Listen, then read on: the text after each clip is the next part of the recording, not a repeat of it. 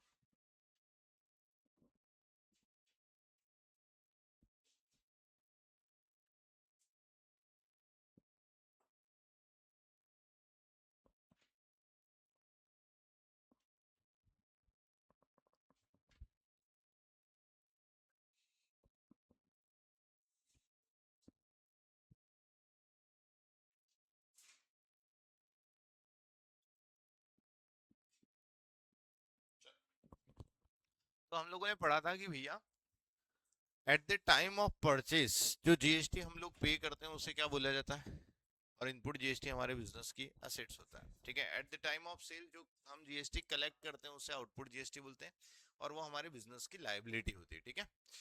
फिर उसके बाद कैटेगरीज ऑफ जीएसटी में तीन तरीके का जीएसटी, आईजीएसटी, सीजीएसटी और एसजीएसटी। इंटर स्टेट सप्लाई में आईजीएसटी, इंट्रा स्टेट सप्लाई में सीजीएसटी और एसजीएसटी, एसजीएसटी, सीजीएसटी और एसजीएसटी, ठीक है।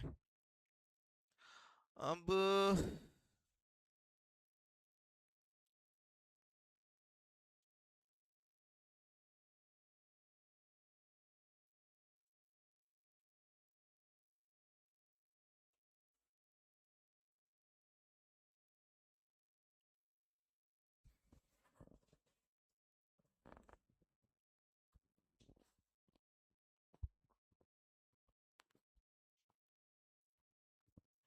एक हेडिंग डालो, input credit,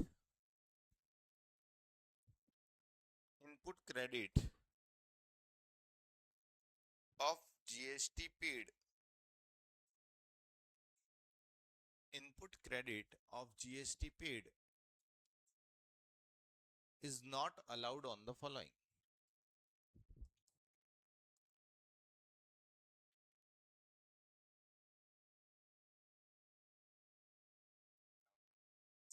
Input credit of GST paid is not allowed on the following.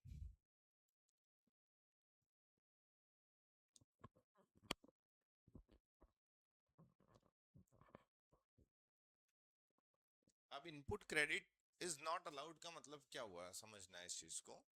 भाई जो जीएसटी हमने eight the time of purchase पे किया वो क्या था, हमारा इनपुट जीएसटी। जैसे कल वाले एग्जांपल में हमने 10 रुपए, जब 100 रुपए का माल खरीदा था तो उस पर 10 रुपए जीएसटी दिया था, वो 10 रुपए हमारा क्या था, इनपुट जीएसटी, ठीक है। अब फिर हमने उसको क्या किया था, जब हमारे माल बेचा था तो 15 रुपए जो हमारे पास आए थे उसमें से उस 10 रुपए को क्या कर दिया था, सेट ऑफ कर दिया था। मतलब हमें उसकी इनपुट क्रेडिट मिल गई थी, जो इनपुट जीएसटी था उसको हमने उसकी क्रेडिट को यूज कर लिया था, ठीक है। लेकिन ऐसा जरूरी नहीं है कि भाई हर जगह आपको इनपुट क्रेडिट यूटिलाइज करने को मिले। समझ में आया भाई। वैसे तो है ना, देखो जीएसटीआर का जो फॉर्म आता है उसके अंदर लिखा हुआ आ जाता है कि किसकी क्रेडिट आपको मिल रही है, किसकी क्रेडिट नहीं मिल रही है। अगर आपको क्रेडिट मिल रही है तो ऑटोमेटिकली गवर्नमेंट उसके अंदर जीएसटीआर जैसे ही आप फिल करोगे उसके अंदर आपको शो कर देगा कि भैया ये अमाउंट आपने जो परचेस किया था उसकी क्रेडिट आपको मिल रही है। लेकिन फिर भी एक कॉमन सेंस की बात है भाई कि अगर बिजनेस से रिलेटेड कोई खर्चा है तो उसकी क्रेडिट आपको मिलेगी। जैसे फॉर एग्जांपल मैं रेस्टोरेंट गया, ठीक है, रेस्टोरेंट जाके मैंने खाना खाया, वहां पे मान लो 1000 रुपए का बिल बना जिसमें 200 रुपए का जीएसटी है सपोज, ठीक है। अब क्या वो 200 रुपए की क्रेडिट मैं अपने पतंजलि के स्टोर में यूटिलाइज कर सकता हूँ? नहीं कर सकता हूँ, समझ में आया, क्योंकि वो मेरा पर्सनल खर्चा है, ठीक है।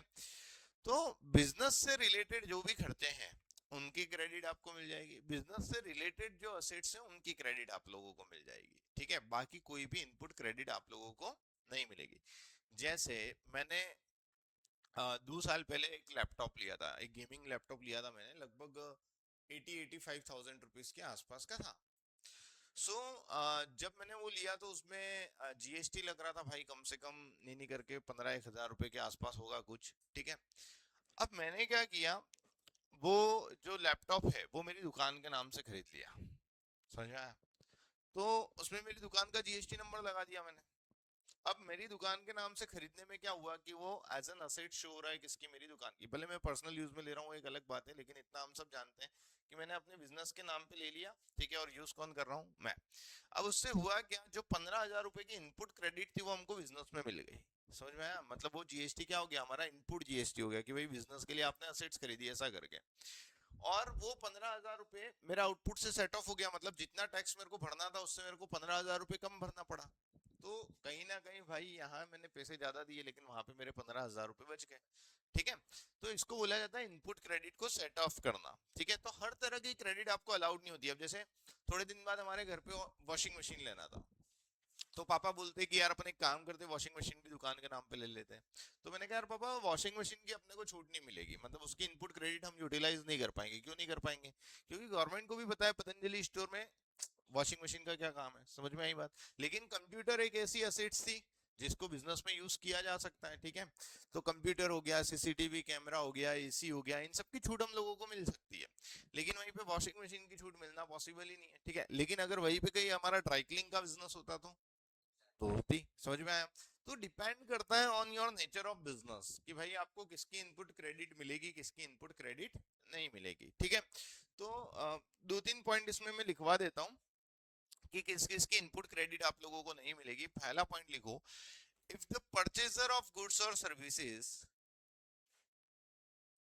If the purchaser of goods और services is an unregistered dealer,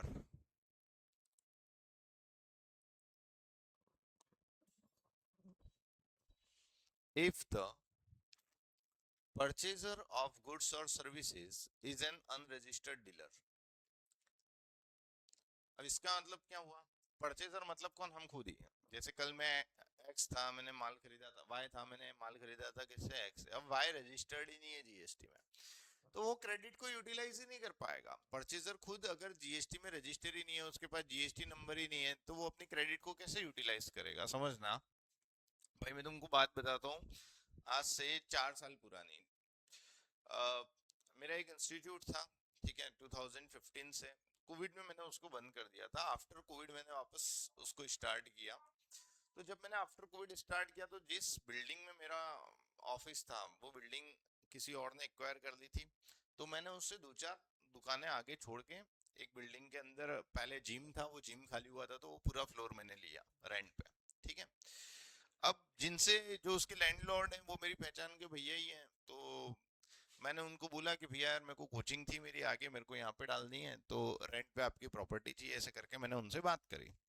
तो उन्होंने बोला मेरे को यार कि मैं देख तेरे हिसाब से मतलब मान के चल कि जितने भी स्क्वायर फीट एरिया था उस हिसाब से उन्होंने मेरे को बोला कि भाई यार कम से कम 60 हजार रुपए के आसपास रेंट लगेगा, ठीक है। तो मैंने कहा यार भैया देखो अभी कोविड में आपको तो पता ही है एजुकेशन सेक्टर का क्या हाल है ना, और उसमें कोविड गया ही था। तो मैंने बोला कि यार कल ऐसा नहीं हो कि वापस से कोविड आ जाए, फोर्थ वेव आ जाए, कुछ भी आ जाए, और पता चला स्टूडेंट्स आना ही बंद कर दें, है ना, और मैं तो भारी नुकसान में चले जाऊंगा वापस से। और तीसरी चीज ये कि भैया अभी कोई श्योरिटी भी नहीं है कि बच्चे कोचिंग ज्वाइन करेंगे नहीं करेंगे, क्योंकि अभी सबकी फाइनेंशियल हालत खराब है। तो हो सकता है पेरेंट्स बच्चों को कोचिंग ना भेजें, बच्चों को ये सजेस्ट करें ठीक है यार 10-15% कम बना लेना लेकिन स्कूल जाके ही पढ़ लो, कुछ भी हो सकता है। तो मैंने कहा कि यार बहुत अनसर्टेनिटीज हैं, मैं खुद भी रिस्क लेके चालू कर रहा हूँ और हैवी एक्सपेंडिचर मैं भी अभी करना नहीं चाहता हूँ। तो मैंने कहा भैया कुछ भी हो इस रेंट को आप थोड़ा सा एडजस्ट करो, 50 के अंदर अंदर करो। उन्होंने फिर एंड में बात मानी और उन्होंने बोला कि चल भाई तेरे लिए 50 हजार कर देते हैं, ठीक है। अब उन्होंने उनके एक ऑफिस बॉय को भेजा मेरे साथ, बोले कि रेंट एग्रीमेंट करवा लो तुम लोग। रेंट एग्रीमेंट करवाने गए हम, ठीक है। अब रेंट एग्रीमेंट में उन्होंने क्या लिखा कि 50,000 रेंट प्लस जीएसटी, समझ में आया। अब जीएसटी का मैंने देखा तो पता चला कि 12 हजार रुपए के आसपास का जीएसटी हो रहा है, ठीक है। तो मैंने कहा कि यार ये तो घूम फिर के बात वही हो गई। मैंने वापस भैया को फोन लगाया, मैंने बोला यार भैया यार ये तो मतलब कोई मतलब ही नहीं निकला। अपन ने 60,000 का रेंट में 50,000 लेके आया, अपने वापस घुमा के उसको 60-62,000। तो बोले यार भाई देख, जीएसटी तो लगना ही था। अगर अपन 60,000 रुपये भी रेंट की बात कर रहे थे तो वो विदाउट जीएसटी था, उस पर भी जीएसटी लगता ही। ठीक है, जो 50,000 रुपये रेंट है, ये भी, इस पे जीएसटी मेरे को लगाना ही पड़ेगा, क्योंकि मेरी कमर्शियल प्रॉपर्टी है और मेरी पार्टनरशिप फर्म है, और मेरी पार्टनरशिप फर्म जीएसटी में रजिस्टर्ड है, तो मेरे पास कोई ऑप्शन नहीं, कमर्शियल प्रॉपर्टी पे तो जीएसटी तेरे को देना ही पड़ेगा। अब मैंने कहा ठीक है। फिर मैंने, मेरे दो चार सीए दोस्त हैं, उनको फोन लगाया, क्योंकि अपन तो जीएसटी की प्रैक्टिस करते नहीं, अपने को इतना ज्ञान नहीं। तो मैंने दो चार दोस्तों को फोन लगाया, मैंने कहा यार मैंने रेंट पे लिए बिल्डिंग, और उधर कोचिंग खोलनी है अपने को, और उस पे जीएसटी लग रहा है इतना परसेंट, तो क्या करूं बताओ तुम लोग। तो उनने बोला कि यार भाई तू एक काम कर, तो अपनी कोचिंग को जीएसटी में रजिस्टर कर दे। ठीक है, तेरी कोचिंग जीएसटी में रजिस्टर्ड हो जाएगी, तो तेरे को रिटर्न, मतलब रिटर्न फाइल करना है। अब जो तेरे स्टूडेंट से तू फीस चार्ज करेगा, उस फीस पे तू जीएसटी चार्ज कर ले, तो वो तेरा क्या हो गया, इनपुट जीएसटी। और जो तू रेंट भरेगा, वो तेरा, सॉरी, जो चार्ज करेगा वो क्या हो जाएगा, आउटपुट जीएसटी। और जो तुमने रेंट भरा वो क्या हो जाएगा, इनपुट जीएसटी। ठीक है, तो तेरे पास जो आउटपुट रखा हुआ है उसमें से इनपुट सेट ऑफ हो जाएगा। ठीक है, एक ही सॉल्यूशन है। तो मैंने कहा यार भाई, पहली चीज तो वैसे ही बच्चे आने की रिस्क है, ऊपर से अपन और फीस पे जीएसटी लगा देंगे तो फीस स्ट्रक्चर अपना और बढ़ जाएगा, या अपने को फीस कम करनी पड़ेगी, भाई बात तो घूम फिर के वही हो जाएगी। ठीक है, फिर दूसरी चीज ये कि मान लो 12,000 रुपये मेरे को भरना है। ठीक है, तो 12 महीने का जीएसटी कितना बना, 1,44,000, लगभग 1.5 लाख के आसपास। ठीक है, अब मैंने कहा यार हमारे इंस्टीट्यूट पे बच्चों की फीस है कम से कम 25 से 30 हजार रुपए, उन पे मैं जीएसटी चार्ज करता हूँ, मान लो पर स्टूडेंट मेरे को 3,000 रुपये भी जीएसटी मिलता है ना। और मेरे यहाँ 100 बच्चे भी पढ़ते हैं अगर साल भर में, तो लगभग मेरे 3 लाख रुपए के आसपास का जीएसटी बन गया, है ना। 3 लाख का जीएसटी में बच्चों से लूंगा, और आगे मेरे को जमा, मतलब सेट ऑफ कितने का मिलेगा, 1.5 लाख का। बचा हुआ 1.5 लाख मुझे किसको डिपॉजिट करना पड़ेगा, गवर्नमेंट को। समझ में आ रही है कि नहीं आ रही बात। तो मैंने कहा कि फिर मतलब ही क्या है, अपन जबरनी बस गवर्नमेंट को पैसा दे रहे हैं। 1.5 लाख रुपए रजिस्ट्रेशन करा के अपने को तो कोई ऐसे इतना बड़ा फायदा है नहीं, वो 1.5 लाख रुपए का फायदा है। और उस चक्कर में बच्चों की फीस भी बढ़ जाएगी, और पैसा तो गवर्नमेंट के पास जाना है फ्री का। तो मैंने कहा यार एक काम करो, छोड़ो सारी माथाफोड़ी। मैंने कहा नहीं कराना है, अपन मान लेंगे उन्होंने किराया कम ही नहीं किया। ठीक है, मैं मान लूंगा कि चलो ठीक है, 60,000 रुपये ही किराया रखा उन्होंने, और मैंने कोचिंग क्लासेस चालू कर। अब तब से लेके आज तक मैं हर महीने 62,000 रुपये रेंट दे रहा हूँ, जिसमें 12,000 रुपये मेरा जो जीएसटी जा रहा है वो क्या है, मेरा इनपुट जीएसटी। समझ में आया। लेकिन आज तक मैं उस इनपुट जीएसटी के क्रेडिट को यूटिलाइज कर पाया क्या, नहीं। क्यों, क्योंकि मैं खुद ही जीएसटी में रजिस्टर्ड नहीं हूँ। समझ में आया। तो अगर आपको इनपुट क्रेडिट को यूटिलाइज करना है, तो सबसे पहले आप खुद रजिस्टर्ड होने चाहिए, किसमें, जीएसटी में। तो पहला पॉइंट क्या बोल रहा है, if the purchaser of goods और services is an unregistered dealer, अगर वो खुद रजिस्टर्ड ही नहीं है, तो फिर वो जीएसटी के क्रेडिट कैसे लेगा। समझ में आई बात। ठीक है, आगे बात करते हैं। दूसरा पॉइंट लिखो, रिपेयर्स टू बिल्डिंग। अगर आप आपकी बिल्डिंग को रिपेयर करवाते हो, तो उस पर जो खर्चा बनता है उसके जीएसटी की क्रेडिट आप आपके बिजनेस में यूटिलाइज नहीं कर सकते हैं। हाँ, सीट्स खरीदने की क्रेडिट को यूटिलाइज कर सकते हैं, लेकिन रिपेयर्स टू बिल्डिंग को यूटिलाइज नहीं कर सकते। फूड एंड बेवरेज एक्सपेंसेस,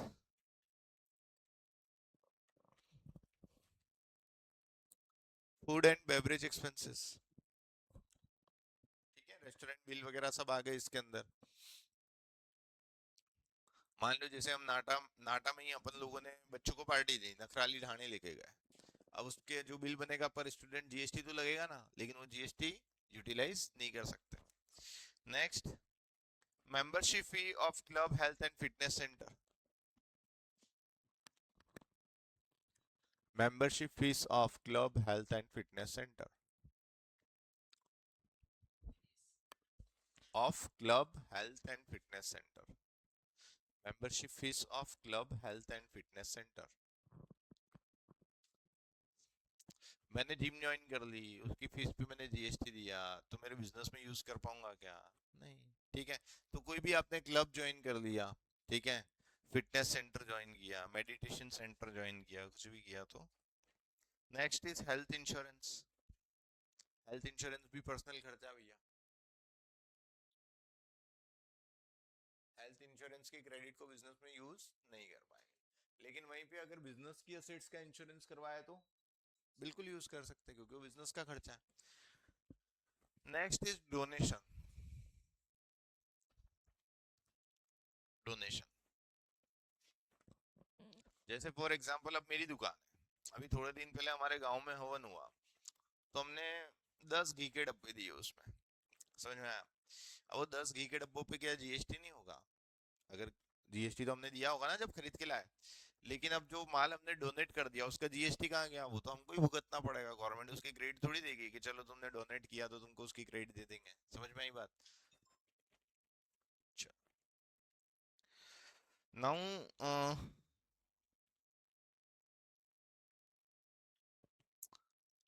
एक पॉइंट और लिख लो, दैट इज रिवर्स चार्ज।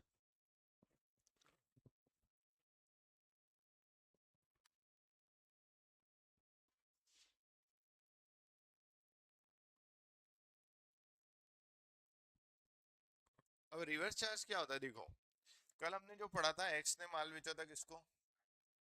तो एक्स ने जीएसटी लिया था 10 रुपए, है ना? और इसने 10 रुपए किसको दे दिया था? गवर्नमेंट को। फिर वाई ने माल बेचा था जेड को, इससे लिए थे 15 रुपए, ठीक है, 15 में से 10 सेट ऑफ कर दिए, और फिर जो 5 रुपए बचा था, ये 5 रुपए गवर्नमेंट को जमा करवाया था किसने? वाई ने। और जब एक्स ने लिया था, एक्स ने जमा करवाया था। तो देखो, रिवर्स चार्ज का मतलब क्या होता है जनरली? ये जो जीएसटी कलेक्ट होता है, ये जीएसटी डिपॉजिट करने की रिस्पॉन्सिबिलिटी किसकी होती है? सेलर ऑफ गुड्स और सर्विसेज। यहाँ पर सेलर कौन था एक्स और वाई के बीच? एक्स। एक्स ने जीएसटी लिया, गवर्नमेंट को दिया। वाई और जेड के बीच में सेलर कौन था? वाई। वाई ने जीएसटी लिया और किसको दिया? ठीक है। तो जो माल बेचता है वो कस्टमर से जीएसटी कलेक्ट करता है, ठीक है, और कस्टमर से जीएसटी कलेक्ट करके वो किसको डिपॉजिट करता है? गवर्नमेंट को, ठीक है। ये नॉर्मल प्रैक्टिस होती है। बट रिवर्स चार्ज का मतलब क्या होता है? In case of reverse charge, जो रिसीवर ऑफ गुड्स और सर्विसेज रहता है, जैसे अगर एक्स ने वाई को माल बेचा, अब वाई अपना जीएसटी किसको दे रहा है? गवर्नमेंट को। वाई ने जेड को बेचा, अब जेड अपना जीएसटी किसको दे रहा है? गवर्नमेंट को डिपॉजिट कर रहा है, तो उसे बोला जाता है रिवर्स चार्ज। समझ में आया? ऐसा कब होगा? मान लो आपने आउट ऑफ इंडिया से कोई सर्विसेज ली, आपने यूएसए से कोई सर्विस ली, ठीक है। अब उस सर्विस पे गवर्नमेंट उस यूएसए वाले से तो टैक्स ले नहीं सकती है, क्योंकि इंडिया का रेसिडेंट ही नहीं हो, ठीक है। अब सर्विस किसने ली? मयंक ने ली, तो इंडियन गवर्नमेंट किसको पकड़ेगी? मयंक को, कि भैया तूने वहां से जो सर्विसेज ली उस पे जितना टैक्स बनता है वो हमें पे कर। तो यहाँ पर मैं तो रिसिपिएंट ऑफ सर्विसेज हूँ, समझ में आया? मैं सेलर हूँ क्या? मैं तो बायर हूँ। लेकिन डिपॉजिट किसको करना पड़ रहा है? गवर्नमेंट को, बायर को। तो इसको क्या बोलेंगे? Reverse charge. किधर की?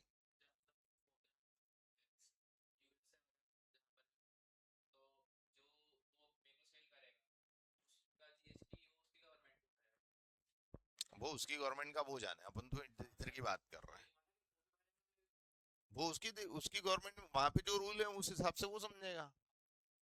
अपने को तो इंडिया की बात कर रहे हैं। जीएसटी अब भी अपन किस पे अप्लीकेबल है? अपना जीएसटी इंडिया पे। इंडिया में इंडियन गवर्नमेंट किससे टैक्स लेगी? हमसे ही लेगी ना भाई।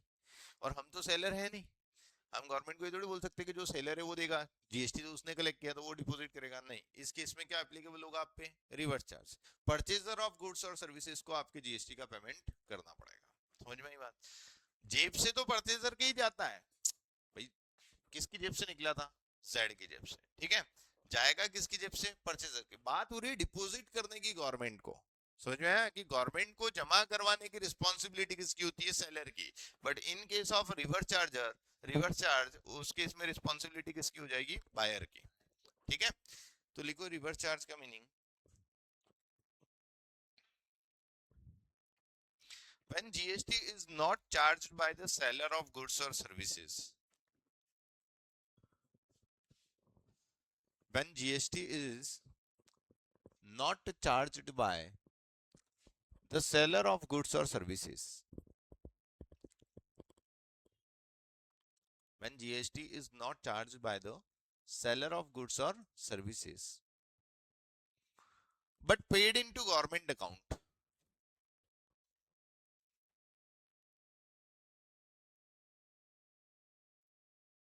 when GST is not charged by the seller of goods or services but paid into the government account, directly by the purchaser of goods or services but paid into the government account directly by the purchaser of goods or services but paid into government account directly by the purchaser of goods or services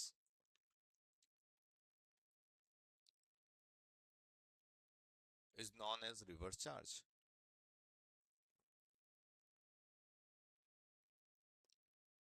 वापस से बोल रहा हूं एक बार पूरी line.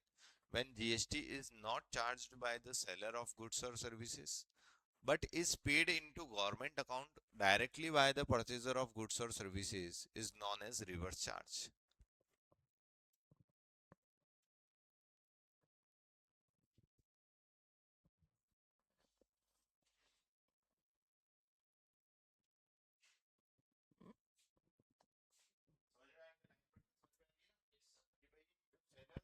Services है वो charge नहीं कर रहा है बल्कि पे कौन कर रहा है, परचेजर कर रहा है डायरेक्टली गवर्नमेंट को, तो उसको क्या बोलेंगे, रिवर्स चार्ज. एग्जांपल लिख लो, फीस पेड आउटसाइड इंडिया,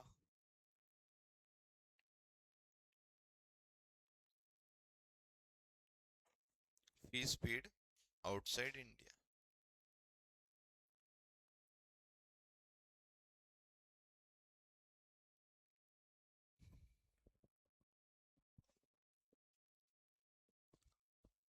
ठीक है, चलो अगली हेडिंग लिखो, the order in which, the order in which input GST, the order in which input GST is set off from output GST.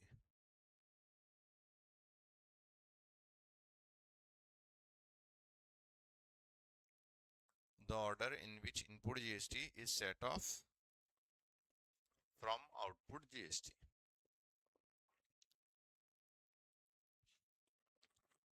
ठीक है, अब इसका मतलब क्या हुआ, इसका मतलब हुआ भाई कि देखो आपके पास तीन तरह का जीएसटी होता है.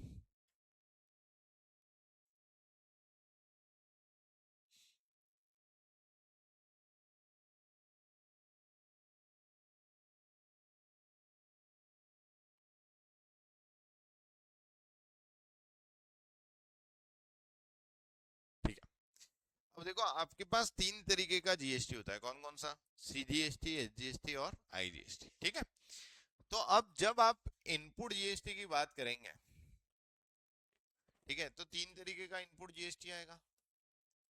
इनपुट कौन सा होगा, सीजीएसटी, इनपुट होगा एसजीएसटी और इनपुट होगा आईजीएसटी. ठीक है, तीन तरीके का आपके पास इनपुट होगा और वैसे ही तीन तरीके का आउटपुट होगा, आउटपुट सीजीएसटी, आउटपुट एसजीएसटी और आउटपुट आईजीएसटी. समझ में आया कि नहीं आप भाई, जो जीएसटी हमने पे किया वो या सीजीएसटी हो सकता है, एसजीएसटी हो सकता है, ठीक है, या फिर क्या हो सकता है, आईजीएसटी. वैसे ही आपने जो जीएसटी कलेक्ट किया वो सीजीएसटी, एसजीएसटी होगा या फिर आईजीएसटी. ठीक है, तो अब बात आ रही है इसको सेट ऑफ करने की. अभी अपन ने बोला कि इनपुट को हम आउटपुट से सेट ऑफ करेंगे. ठीक है, तो ऐसा नहीं है कि हर इनपुट को हर आउटपुट से सेट ऑफ किया जा सकता है, उसका एक ऑर्डर और सीक्वेंस हम लोगों को फॉलो करना होता है. तो हम लोग वही ऑर्डर और सीक्वेंस समझ रहे हैं कि इनपुट को आउटपुट से सेट ऑफ कैसे किया जाएगा. ठीक है, अब अगर आपके पास इनपुट सीजीएसटी है, ठीक है, इनपुट सीजीएसटी अगर आपके पास रखा हुआ है तो आप इसको सेट ऑफ कर सकते हो आउटपुट सीजीएसटी से. किससे सेट ऑफ कर सकते हो, ठीक है. अब पूरा आउटपुट सीजीएसटी सेट ऑफ करने के बाद भी अगर आपके पास इनपुट का बैलेंस बच जाता है, ठीक है, तो सीजीएसटी के बाद फिर आप इसको सेट ऑफ कर सकते हो आउटपुट आईजीएसटी से. समझ में आया क्या बोला मैंने, जैसे फॉर एग्जांपल इनपुट सीजीएसटी में तुम्हारे 15,000 रुपए का बैलेंस रखा हुआ है, तुम्हारे पास इनपुट कितने की है, 15,000. मान लो ये 7,000 रुपए था, ये पूरा सेट ऑफ कर दिया, 7,000 रुपए खत्म. अभी भी आउटपुट इनपुट में आपका बैलेंस कितना बचा हुआ है, 8,000 रुपए का. तो आपके पास अगर आउटपुट आईजीएसटी के अंदर बैलेंस है तो ये 8,000 रुपए आप यहाँ से सेट ऑफ कर सकते हो. समझ आया. वैसे ही इनपुट अगर एसजीएसटी है तो इसको भी सेट ऑफ किया जा सकता है आउटपुट एसजीएसटी से. पहले तो खुद से ही होगा, देखो कोई भी जीएसटी तो पहले खुद से खुद को सेट ऑफ करेगा वो. ठीक है, अगर खुद से सेट ऑफ होने के बाद भी बैलेंस बच जाता है तो ये हो सकता है आउटपुट आईजीएसटी से। ठीक है, सीजीएसटी और एचजीएसटी कभी आपस में सेट ऑफ नहीं हो सकते हैं। इनपुट सीजीएसटी है वो आउटपुट एसजीएसटी से नहीं हो सकता, इनपुट एसजीएसटी है वो आउटपुट सीजीएसटी से नहीं हो सकता। समझ में आई बात? ठीक है, लेकिन आईजीएसटी किसी को भी सेट ऑफ कर सकता है, बट खुद का बैलेंस खत्म होने के बाद। ठीक है, अब वैसे इनपुट अगर आपके पास आईजीएसटी का रखा है तो उसे सेट ऑफ किया जा सकता है आउटपुट आईजीएसटी से। ठीक है, आउटपुट आईजीएसटी का बैलेंस खत्म हो जाए तो फिर यूज कर सकते हैं आउटपुट सीजीएसटी, और ये भी खत्म हो जाए तो फिर यूज कर सकते हैं आउटपुट एसजीएसटी। ठीक है, ये तीनों से सेट ऑफ हो सकता है, लेकिन इसका सीक्वेंस क्या रहेगा, पहले खुद आईजीएसटी फिर सीजीएसटी और फिर एसजीएसटी। ठीक है, अभी ये कुछ काम नहीं आएगा, लेकिन अपन जब फाइनल अकाउंट बनाएंगे उस समय ये चीज हमारे यूज में आएगी। ठीक है, अभी एंट्रीज में तो कोई यूज में नहीं आएगा ये, बट लिख लो अभी।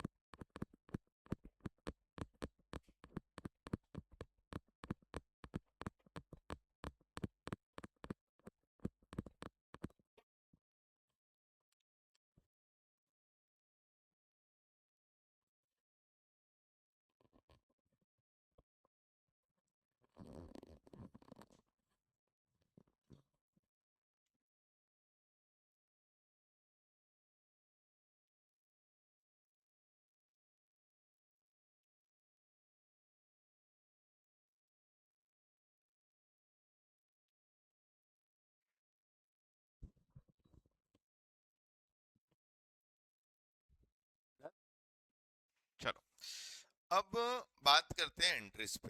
ठीक है, तो हमारी जो एंट्रीज हैं, पहले अपन एंट्रियां लिखते हैं, समझते हैं, उसके बाद क्वेश्चन पे आएंगे मंडे को आराम से। ठीक है, हो सकता है आज एंट्रियां बच भी जाएं। तो एंट्रीज को मैंने चार पार्ट में क्लासिफाई किया है। सबसे पहले तो अपन वो एंट्रीज लिख लेते हैं जिन पे कभी जीएसटी लगेगा ही नहीं। भाई हर एंट्री पे जीएसटी थोड़ी लगेगा, जैसे बैंक में पैसे जमा करवा के आए, जीएसटी नहीं लगेगा। सैलरी दी, जीएसटी नहीं लगेगा। ठीक है, बिजनेस स्टार्ट किया, जीएसटी नहीं लगेगा। ठीक है, तो बहुत सारी एंट्री ऐसी जिन पे जीएसटी लगेगा नहीं, ऐसा थोड़ी है कि हर एंट्री में जबरदस्ती जीएसटी लगाना है। ठीक है, उसके बाद सेकंड नंबर पे हम लिखते हैं जिसपे हम जीएसटी पे करेंगे, मतलब जिन पे इनपुट जीएसटी लगेगा। थर्ड कैटेगरी में हम लिखेंगे जिन जो हम जीएसटी कलेक्ट करने की एंट्रियां करेंगे, जिसमें आउटपुट जीएसटी लगेगा। और फिर फोर्थ कैटेगरी में लिख लेंगे ये सेट ऑफ वाली एंट्रीज। ठीक है, तो ऐसे चार कैटेगरी में पहले अपन एंट्रीज लिखेंगे, समझेंगे, उसके बाद फिर क्वेश्चंस पे आएंगे। ठीक है, तो पहली कैटेगरी लिखो, general entries of transaction on which GST is not applicable. Journal entries of transactions on which GST is not applicable.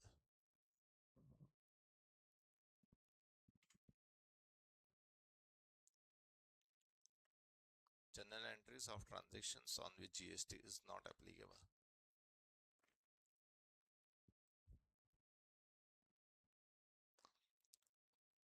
इसमें एंट्री लिखने की जरूरत नहीं है, बस ट्रांजैक्शन लिख लो, क्योंकि एंट्री तो आप लोगों को आती है।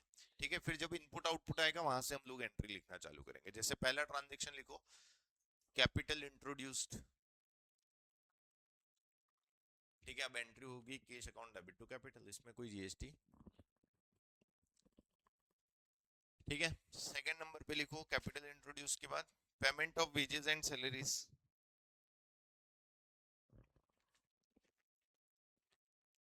Payment of wages and salaries. उसके बाद लिखो electricity bill paid, electricity and water दोनों लिख लो, electricity and water bill paid,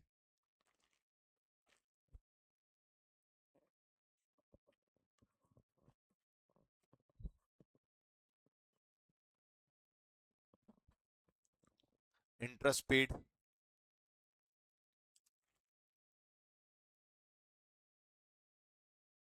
interest received,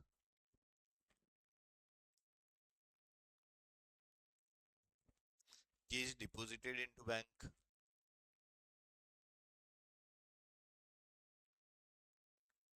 cash withdrawn from bank,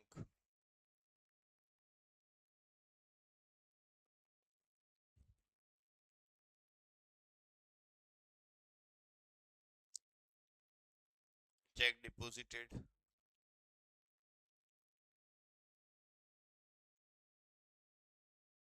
check issued,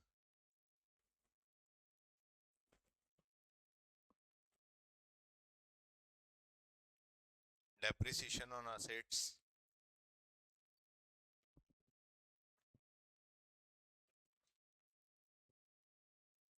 advance received,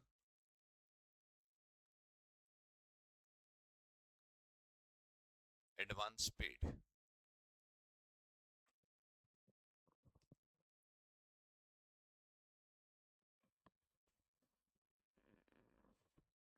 एक बार पढ़ लो शांति से, किसी में डाउट हो कि इस पे जीएसटी क्यों नहीं लगेगा तो अपन डिस्कस कर लें।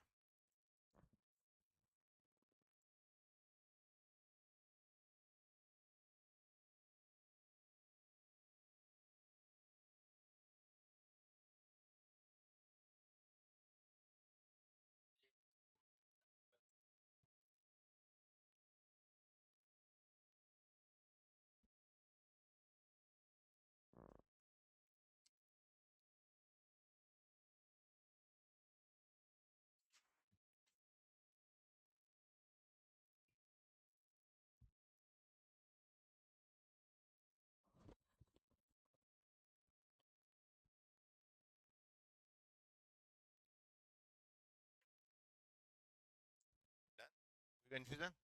चलो अब अगली हेडिंग डालो, general entries of transactions, general entries of transactions on which GST is paid।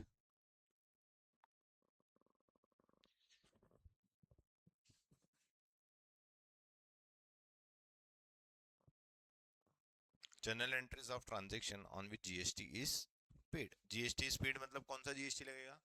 Input GST, है ना। जीएसटी हम पे करते हैं तो कौन सा जीएसटी लगता है? इनपुट, ठीक है। तो अब वो सारे ट्रांजैक्शन लिखेंगे जिसमें हम जीएसटी पे करते हैं। सबसे पहला ट्रांजैक्शन लिखो purchase of goods, purchase of goods,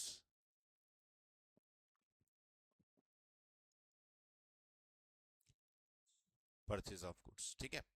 अब देखो यहाँ पे जितने भी मैं अगले ट्रांजैक्शन आप लोगों को लिखाने वाला हूँ ना, उसमें अपन दो अजम्पशन लेके चलेंगे।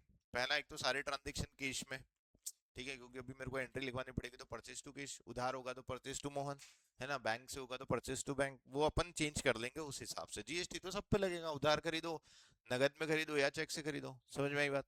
तो एक तो अपन ये अज्यूम करके चल रहे हैं कि सारी एंट्री कैश वाली है, तो अपन कैश लिख लेंगे। दूसरा, हम ये अज्यूम करके चल रहे हैं कि सारा जो हम ट्रांजेक्शन कर रहे हैं वो लोकल कर रहे हैं। लोकल मतलब इंदौर का इंदौर में ही कर रहे हैं, तो उस पर क्या लगेगा? सीजीएसटी और एसजीएसटी, ठीक है। एसजीएसटी भाई, हाँ, एसजीएसटी, ठीक है।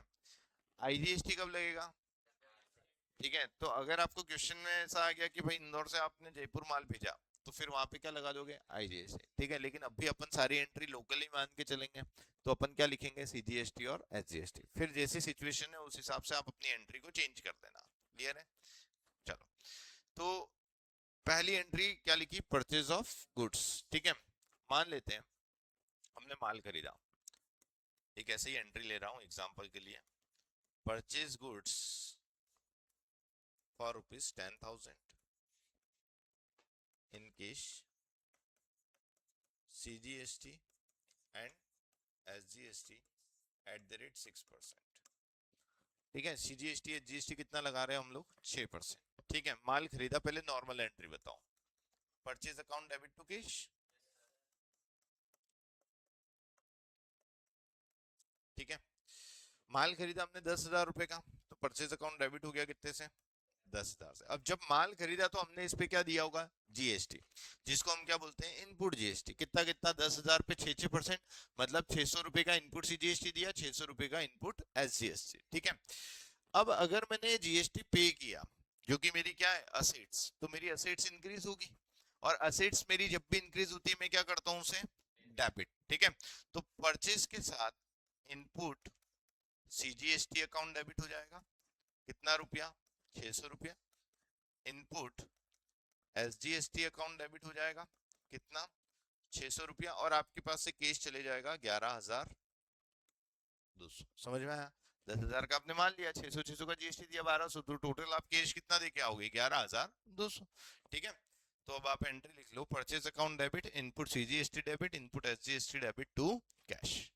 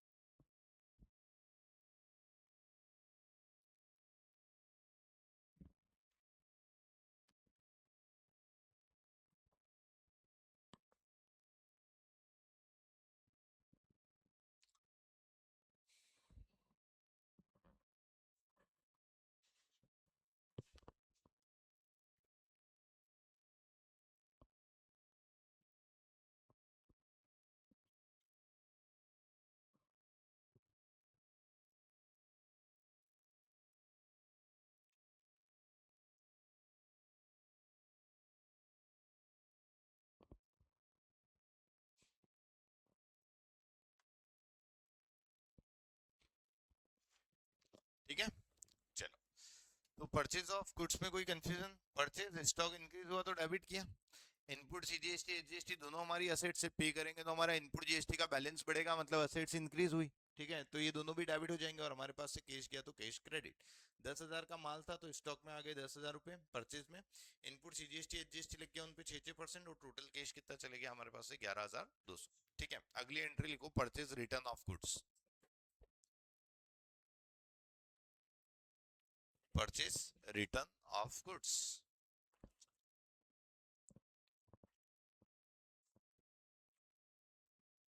ठीक है। अब मान लेता हूँ जो 10,000 का माल खरीदा था, इसमें मैं 4,000 रुपए का माल वापस कर देता हूँ।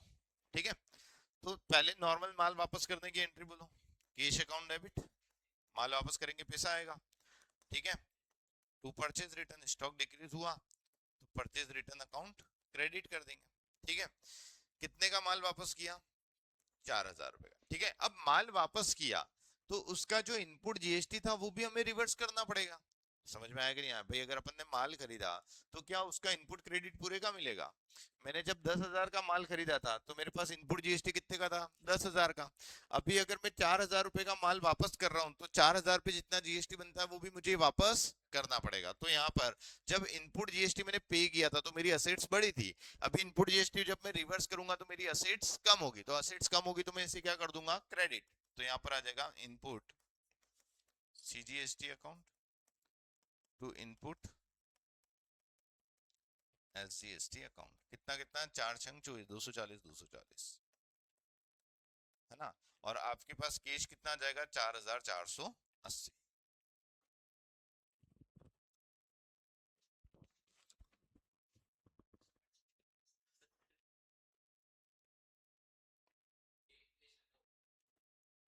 6 चौक 24 ही तो होगा, 2 जीरो कट जाएंगे ना, 2 जीरो से।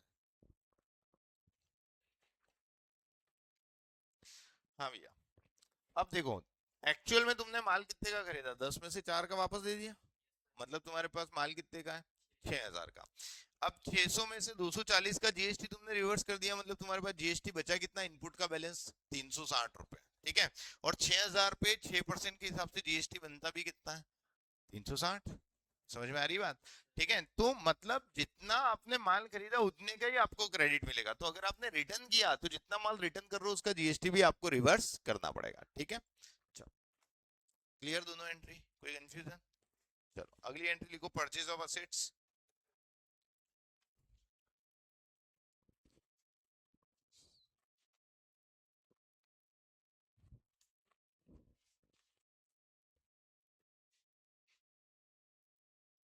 परचेज ऑफ असेट्स, असेट्स खरीदी।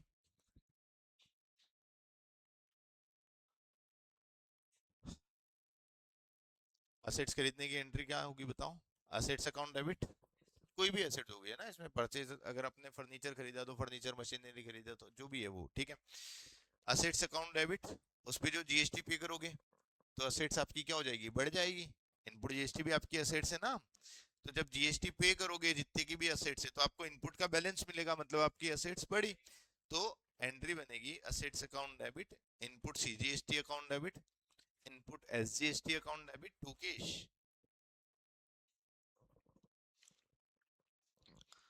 assets account debit, input CGST account debit, input SGST account debit to cash.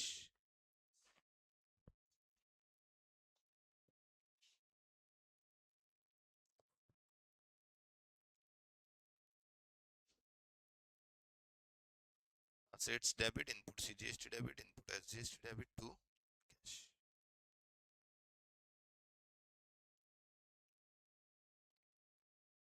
समझ में आया? अगली एंट्री लिखो, commission commission paid, commission paid.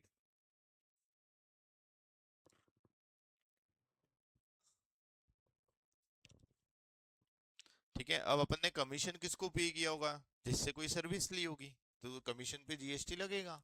ठीक है, कमीशन पे किया, हमारा खर्चा है, तो कमीशन अकाउंट क्या हो जाएगा, डेबिट। उसके साथ जीएसटी दिया तो इनपुट जीएसटी बढ़ा हमारा, तो इनपुट सीजीएसटी और एसजीएसटी भी क्या हो जाएगा, डेबिट। और हमारे पास से कैश किया तो टू कैश, एंट्री हो जाएगी commission account debit, input CGST account debit, input SGST account debit to cash.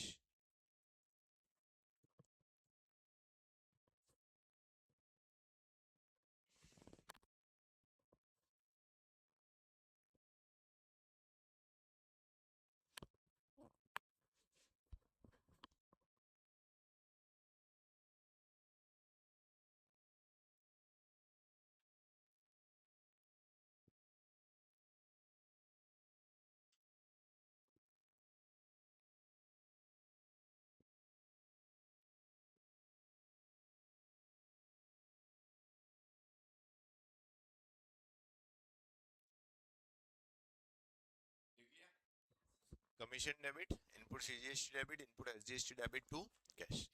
अगला लिखो टेलीफोन बिल पेड।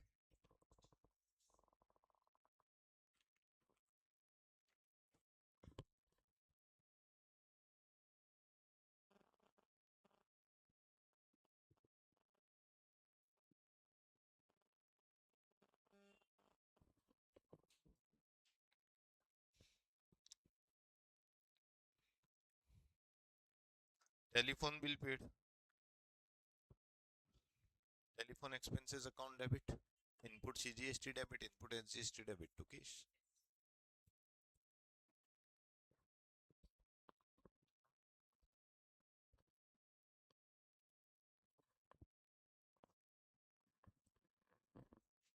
आगे लिखो रेंट पेड, रेंट पे भी जीएसटी लगेगा भैया। बताओ क्या एंट्री होगी रेंट देने की, rent account debit, input CGST debit, input SGST debit to cash. चलने दो फटाफट।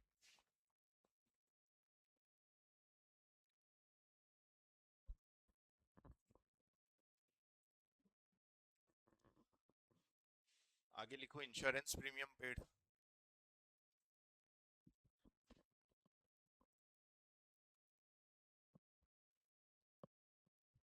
Insurance premium paid.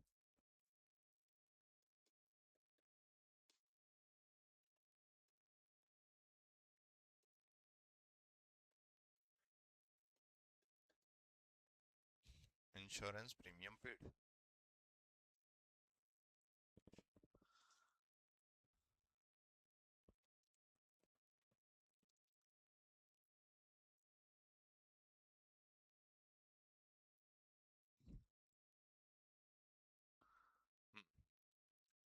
Insurance premium की बताओ क्या एंट्री होगी भाई। Insurance premium debit, input CGST debit, input SGST debit to cash.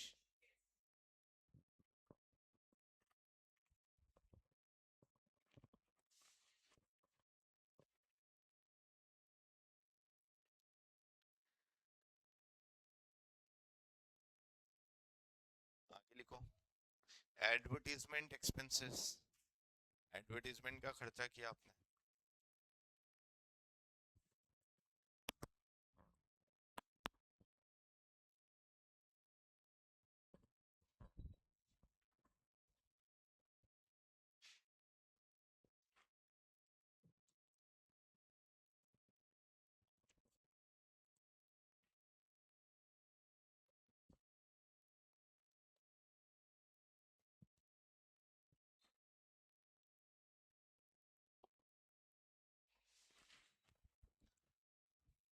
कौन सी लिखी आखिरी?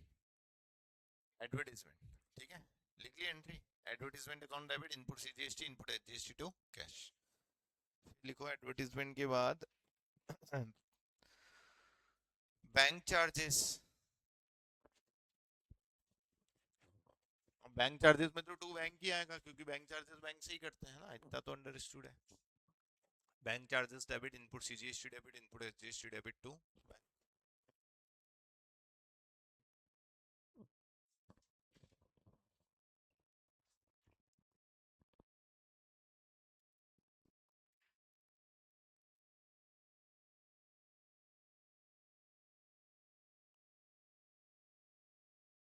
ठीक है, उसके बाद लिखो प्रिंटिंग एंड स्टेशनरी।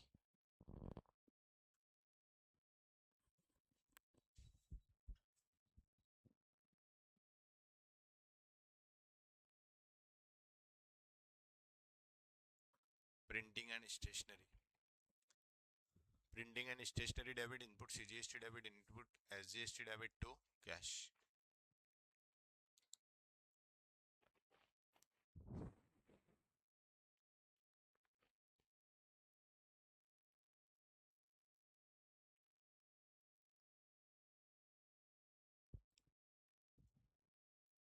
ठीक है, ऐसे ही लिखो एक और फ्रेट पेड। फ्रेट भाड़ा, ट्रांसपोर्टेशन एक्सपेंसेस।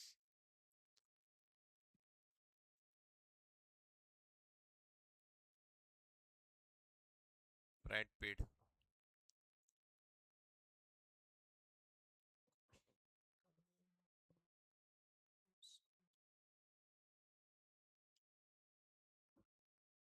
लिख लिया freight paid. Freight debit, input CGST, input SGST to cash. और एक लास्ट लिख लो पोस्टेज एंड कोरियर एक्सपेंसेस।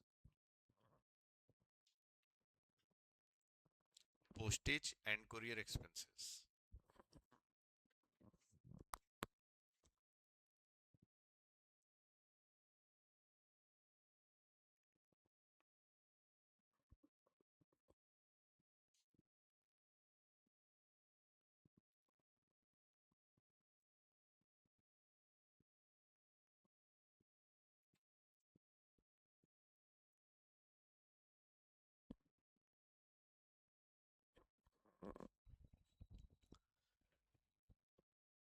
चलो अभी बहुत सारी एंट्रियां बची हुई है, करते हैं मंडे को डिस्कस, फिर आ जाएंगे मंडे को क्वेश्चन पे आ जाएंगे, मतलब शुरू के 15-20 मिनट में बची हुई एंट्रियां लिख लेंगे, फिर उसके बाद क्वेश्चन स्टार्ट करते हैं। ठीक है, चलो।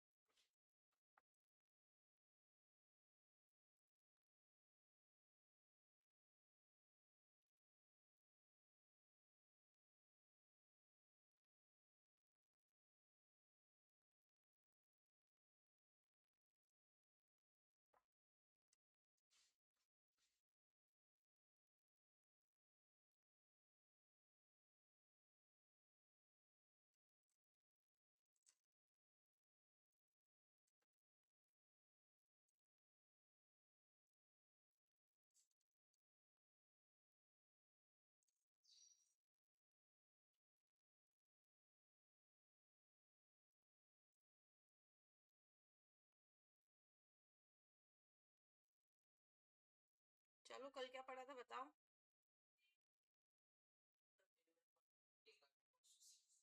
हाँ तो बताओ आर्टिकल ऑफ एसोसिएशन क्या होता है।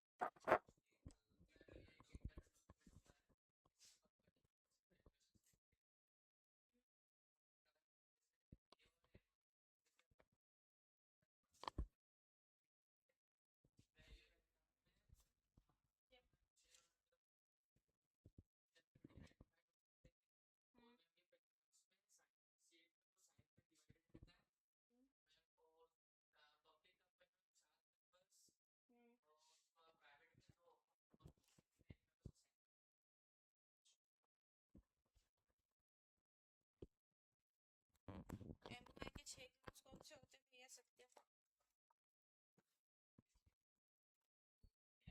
हम्म, हम्म,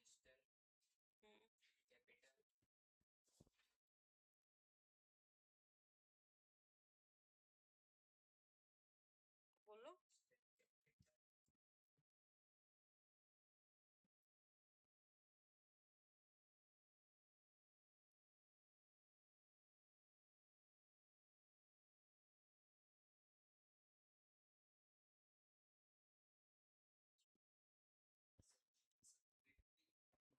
सब्सक्रिप्शन क्लॉज लाइन से बताना। Subscriber clause.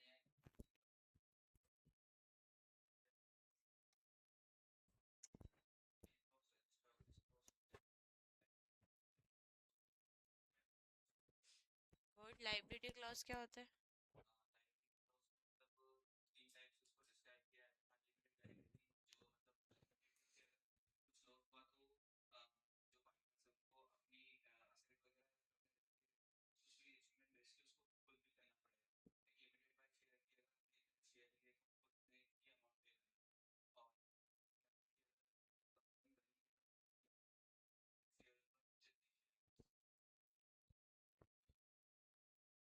गुड।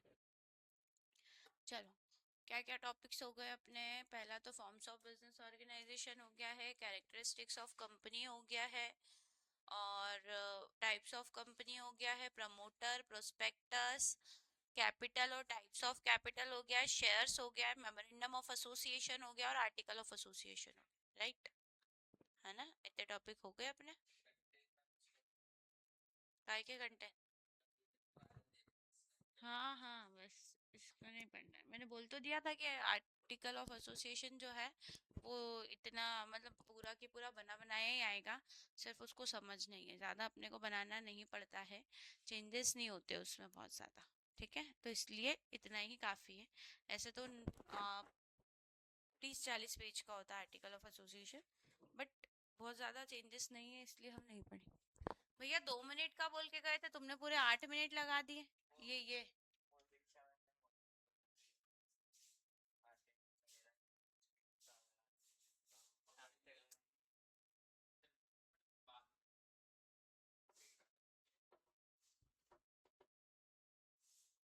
चलो कौन कैरेक्टरिस्टिक्स ऑफ कंपनी, कॉपी मत खोलो, बंद कर दो कॉपी अपनी अपनी। आज पहले 10-15 मिनट पूछा करूंगी, सबसे दो दो क्वेश्चन पूछूंगी।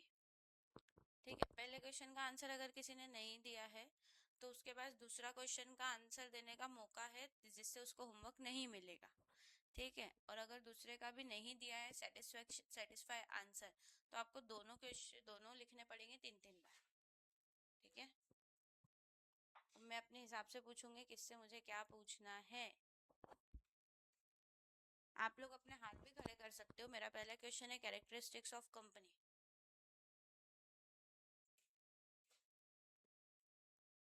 उसने बोल दिया।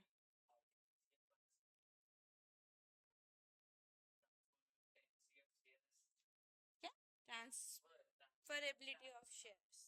हाँ।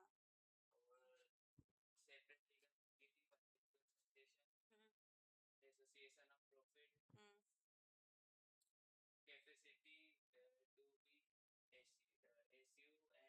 बीसीयू। हम्म, एक नहीं बोला भैया आपने। अब वो नितेश सोच रहा है इसने ऐसा क्या नहीं बोला जो मैडम ने पकड़ नोटिस कर लिया हमने नहीं करा।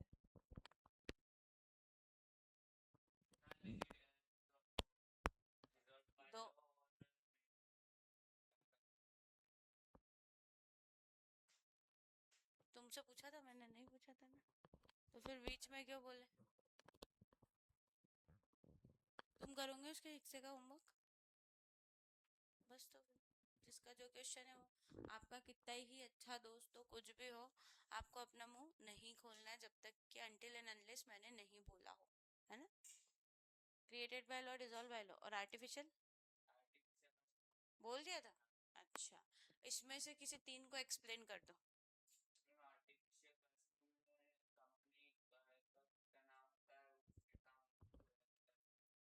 हाँ। हाँ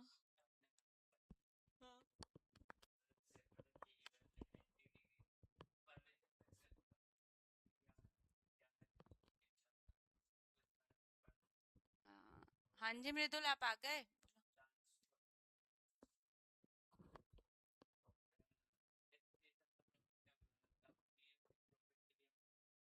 हम्म।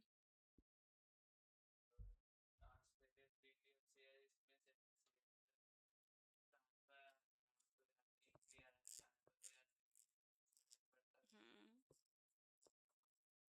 और चार हो गए? आपने तो तीन ही बोला था, है ना? हाँ भैया, दूसरा क्वेश्चन है, what do you mean by capital and explain types of capital. बोल लो, अब तुमने अकेले ने हाथ खड़ा करा है। नहीं नहीं, बोलो। क्या? मैंने बोला आंसर दो, ठीक है? तो आंसर दो।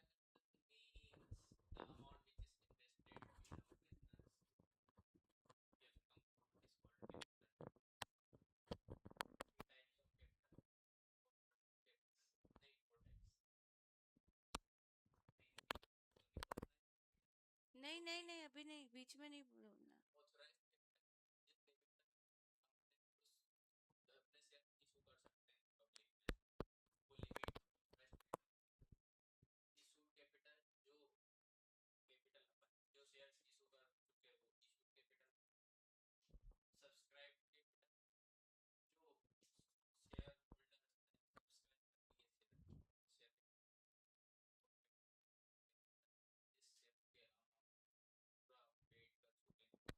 पूरा पेड कर चुके हैं कि जितना आ चुका है? ठीक है।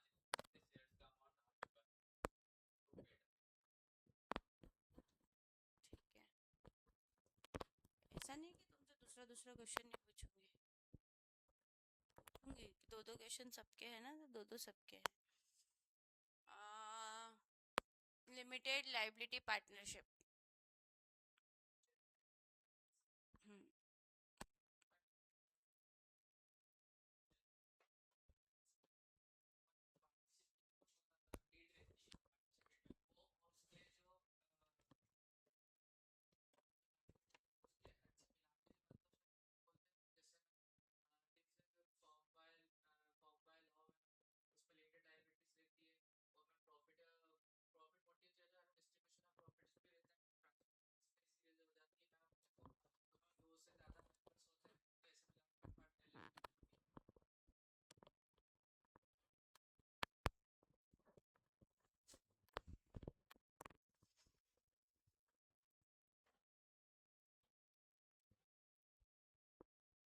कंपनी के फीचर्स और पार्टनरशिप की फ्लेक्सिबिलिटी।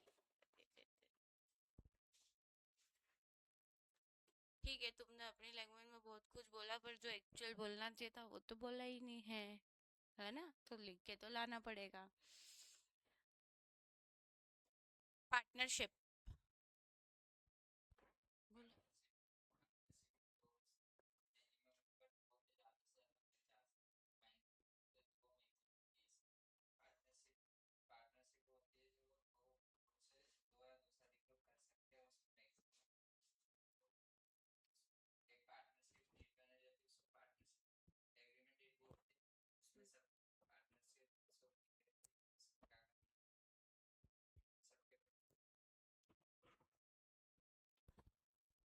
गई भैंस पानी में।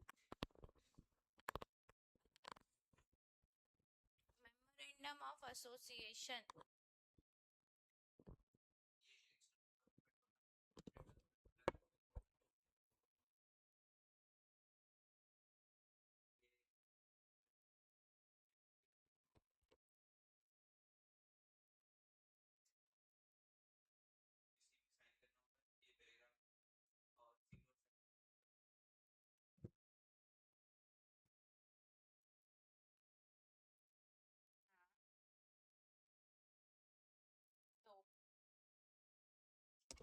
फंडामेंटल कंडीशंस वाला छूटा है, जिसके बेसिस पे कंपनी इनकॉर्पोरेट होती है ना, याद आया। और एक ऑब्जेक्ट ऑफ द कंपनी लिखा होता है ना। तो अब इस हिसाब से आप तीनों को ये वाला तो करना ही है। आपको सिर्फ मेमोरेंडम एक ही बार लिखना है, क्योंकि आपने बहुत बार मतलब बता दिया है पूरा। इसके क्लॉजेस अभी रहने दो, मैंने मेमोरेंडम में पूछा था, ठीक है। और क्लॉजेस तो आपको आते ही, शायद मैंने आते से ही पूछ लिया था, तो आते ही था। और आपको एलएलपी 2 बार लिखना है। आपको तो पार्टनरशिप पूरा ही लिखना है ना, कि आपने तो कुछ बताया नहीं बताया, बात एक ही हो गई। अब एक एक क्वेश्चन और पूछूंगी, वो मैं मेरी मर्जी से जिससे जो पूछना है वो पूछूंगी। अभी तक तो आपको ऑप्शन दे दिया था कि अपना हाथ खड़ा कर लो, अब मैं अपनी मर्जी से पूछूंगी। हम्म, अनुराग से शुरू करते, सबसे पहले उसने आंसर दिया था, तो है ना अनुराग। तो आप मुझे बताओ, निधि कंपनी क्या होती है?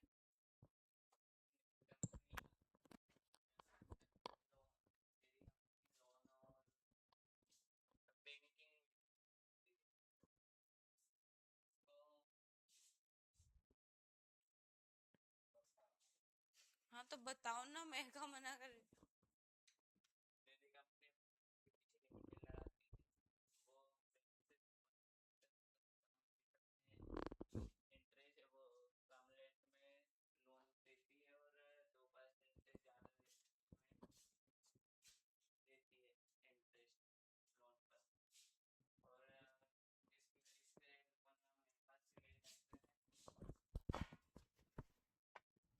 सुनो, लिख ला 2 बार। हाँ हाँ, 2 बार लिख लेना। आप मुझे बताओ, सेक्शन 8 कंपनी।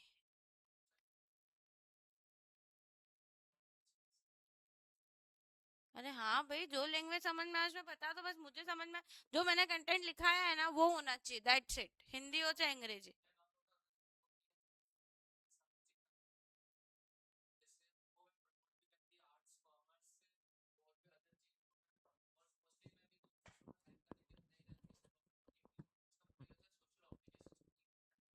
ओके, और इतना ही आता है?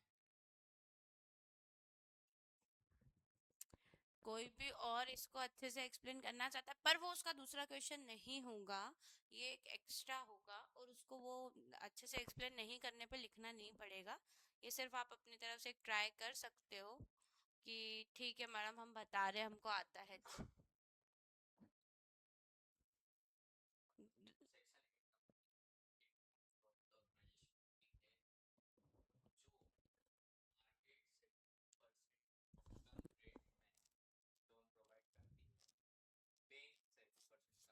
रहने दो रहने दो, मत बताओ। रहने दो, मत बताओ। नहीं, तुम सेक्शन 8 और निधि सब मिक्स कर रहे हो, मतलब जो इच्छा हो रही है वो बताए जा रहे हो। हाँ हाँ, क्योंकि इसमें तो ऐसे भी होमवर्क मिलना ही नहीं है मैडम, बता देते हैं, जो मुंह में आ रहा है वो बकेंगे, बोलो। हाँ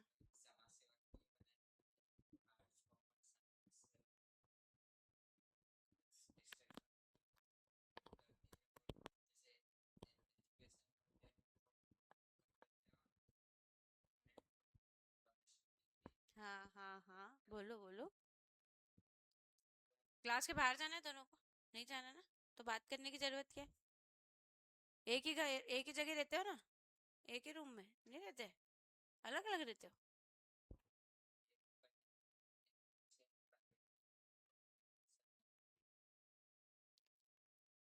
एसोसिएशन, फाउंडेशन, ऐसे वर्ड्स यूज करें।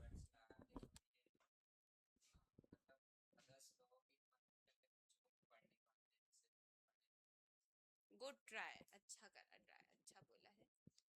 आप तीनों से पूछना है ना एक एक क्वेश्चन। आपको सेक्शन 8 भी 2 बार, एलएलपी भी 2 बार, है ना। वो काफ़ी हद तक सेक्शन 8 सही बोला है, बट सेक्शन 8 अब मैं बताती हूँ सेक्शन 8 क्या होता है। ऐसी कंपनी जो समाज सेवा के लिए बनाई, मैं आप बोल रहे हो ना मैडम हिंदी में समझा दूंगी, मैं हिंदी में ही समझाती हूँ। ऐसी कंपनी जो समाज सेवा के लिए बनाई जाती है उसे कौन सी कंपनी कहते हैं? Section 8 company. इस कंपनी का काम लाभ कमाना नहीं होता है, बल्कि क्या करना होता है? समाज सेवा करना होता है। ऐसी कंपनी को बाई चांस गलती से प्रॉफिट हो भी जाता है तो वो उसी काम को आगे बढ़ाने में लगा देती है। इसका मेन उद्देश्य art, science, commerce, charity, education, religious और हॉस्पिटल, हेल्थ, इन सबको प्रमोट करना होता है। ऐसी कंपनी को सेंट्रल गवर्नमेंट ने छूट दे रखी है कि वो अपने नाम के पीछे लिमिटेड या प्राइवेट लिमिटेड वर्ड यूज नहीं करेगी। तो क्या करेगी भैया फिर? एसोसिएशन, फाउंडेशन और ऑर्गेनाइजेशन। ठीक है, समझ में आया? इतना सा तो बोलना रहता है यार, कहाँ इतना उसमें आ जाते हो। हाँ भैया, एनबीएफसी।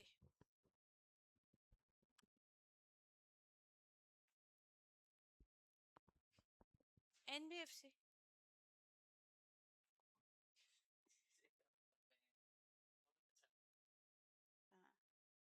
बोला था मैंने आपको बताने का।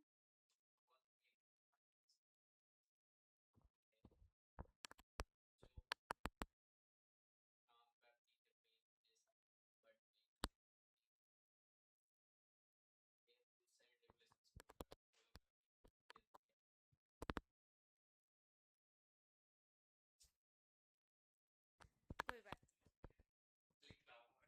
पता है ना, मुझे लिख के लाऊंगी क्योंकि एनबीएफसी सुन के आपके जो रिएक्शन थे वो ऐसे तो नहीं होने चाहिए थे जैसे थे। क्यों? किसके? तुम दीदी के पास रहते हो ऐसा?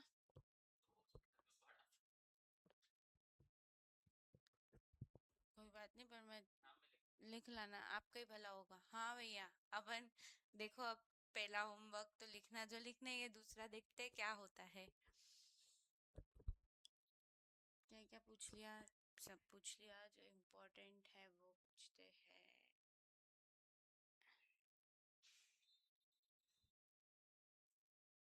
वो कितना घबरा रहा है कुछ भी पूछने से। कौन सी टाइप ऑफ कंपनी बची? बची तो बहुत सारी है पर कुछ कुछ ज्यादा इम्पोर्टेंट होती है तो वही हम पूछ लेते हैं, है ना। सारी कंपनीज में से तीन चार कंपनी ज्यादा इंपॉर्टेंट है, बाकी तो बहुत छोटी छोटी, एक एक लाइन में इनकी डेफिनेशन खत्म हो जाती है। Hmm, आप मुझे एचयूएफ बता दो। Hindu undivided family business. मुझसे पढ़ा नहीं है? क्लास में लेट आए थे? वो रिकॉर्डिंग लेक्चर नहीं लिए? तो फिर रहने तो दूसरा पूछ लेती हूँ। ओपीसी बता दो पूरा पॉइंट टू पॉइंट। हाँ,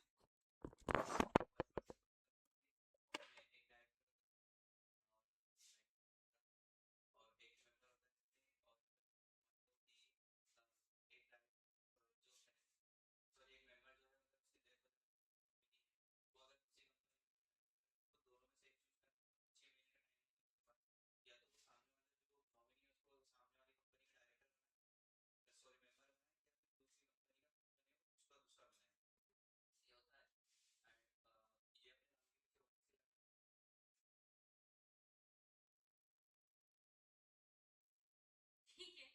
इसके ओपीसी के क्रक्स क्रक्स बोल दिए, बट जो बेसिक डेफिनेशन है वो तो बोली ही नहीं कि ma'am one person company run by the single member, minimum and maximum number of member is one, other than member one nominee will compulsorily after the death, retirement and insolvency nominee will become the member of the company, है ना। वो जो basic basic था important point जो आपने note down कर लिए। पर एक बात बताओ, आपने जाके ओपीसी के बारे में डायरेक्ट ये लिख दिया, अपन ने ऊपर नहीं लिखा कि सिंगल पर्सन रन करती है, आपने उसमें लिख दिया minimum member one, maximum member one, minimum director one, maximum director 15 और नॉमिनी विल बिकम। हमने नॉमिनी तो बताया ही नहीं कि नॉमिनी होता कौन है, ऊपर हमने बताया नहीं। हमने क्या लिख दिया? Nominee will become the member of the company. ठीक है, और उसके बाद 6 महीने का समय होता है, पर ये वाली लाइन तो बोली नहीं। At a time one person can be a member और nominee only in a one company, ये भी तो बोलना पड़ेगा। लिख लेंगे फिर अपन 2 बार।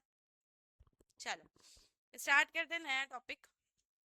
ऐसे तो मैं वैसे क्लास में रोज पूछती रहती हूँ, बट इस टाइप का पूछना सैटरडे टू सैटरडे होता रहेगा।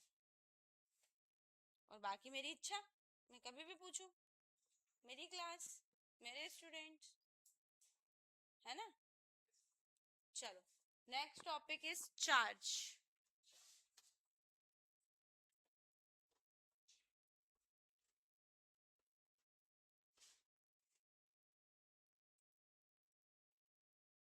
आई थिंक आपने तो पढ़ा होगा।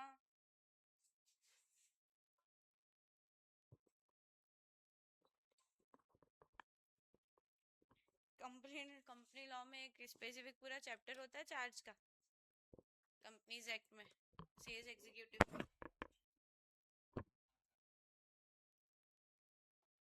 सिलेबस याद है, मैंने पढ़ा रखा है।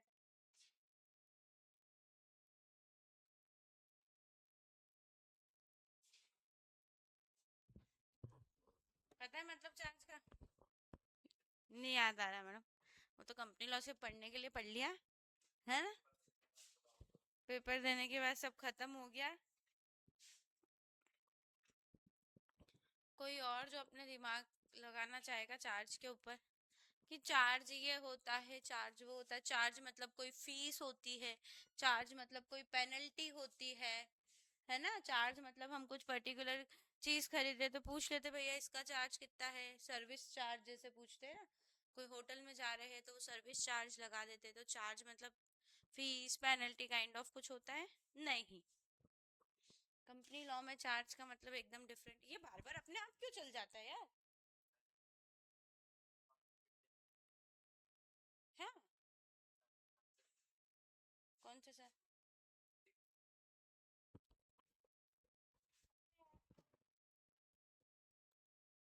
Hello hello hello. चलो मृदुल, स्टार्ट करा है हमने। चार्ज, चार्ज क्या होता है तो ध्यान से सुनना। जब भी कोई कंपनी किसी बैंक या फाइनेंशियल इंस्टीट्यूशन से लोन लेती है तो उस लोन लेने की प्रोसीजर को चार्ज कहा जाता है। बहुत भारी भरकम चैप्टर है ये तो, चार्ज तो, है ना, बहुत ज्यादा डिटेलिंग में दे रखा है, बहुत कंफ्यूजिंग भी है और डिटेलिंग में भी बहुत दे रखा है।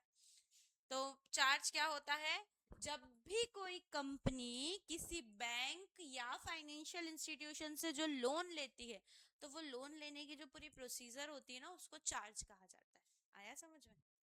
फाइनेंशियल इंस्टीट्यूशन मतलब क्या?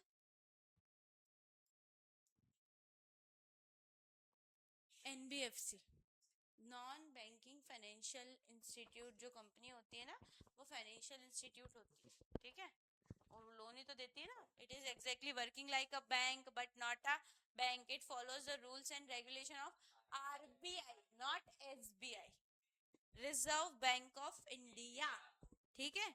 It is registered under companies act 2013। It can not issue chequebook, passbook and demand draft like bank. जैसे बैंक इशू करती है वैसे ये इशू नहीं करती। It can give easily loan to the public but its rate of interest is higher as compare to the bank, है ना। चलो back to the pavilion charge. जब भी कोई कंपनी किसी बैंक से या फाइनेंशियल इंस्टीट्यूशन से लोन लेती है तो उस लोन लेने की प्रोसीजर को हम क्या कहते हैं? चार्ज कहते हैं। सिंपल, है ना। चलो, इसके बाद ना चार्ज टू टाइप्स के होते हैं। कितने टाइप्स के होते हैं? टू टाइप्स के। एक होता है सिक्योर्ड चार्ज और एक होता है अनसिक्योर्ड चार्ज। सिक्योर्ड चार्ज और अनसिक्योर्ड चार्ज, ठीक है। अच्छा, सिक्योर्ड चार्ज क्या होता है? जब भी कंपनी अपनी असेट्स को गिरवी रख के लोन लेती है ना, मॉर्गेज मतलब अपनी असेट्स गिरवी रख दी, तो वो हो जाता है सिक्योर्ड चार्ज। और अनसिक्योर्ड क्या होता है? कंपनी को उसकी गुडविल के बेसिस पे लोन मिल जाता है, गुडविल और रेपुटेशन के बेसिस पे, तो वो अनसिक्योर्ड हो जाता है। क्लियर है? पक्का? लिखना शुरू करो डेफिनेशन चार्ज की।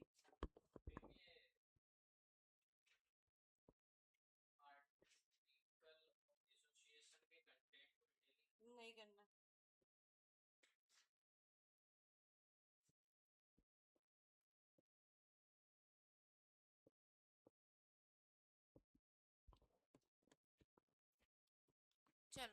चार्ज, सिक्योर चार्ज और अनसिक्योर्ड चार्ज।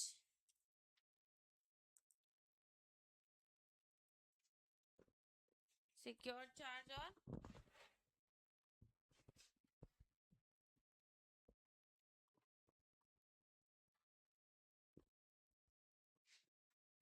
सिक्योर चार्ज और अनसिक्योर, नहीं नहीं नहीं नहीं सॉरी, डेफिनेशन लिख रहे थे यार हम चार्ज के पहले। whenever company takes loan, whenever company takes loan,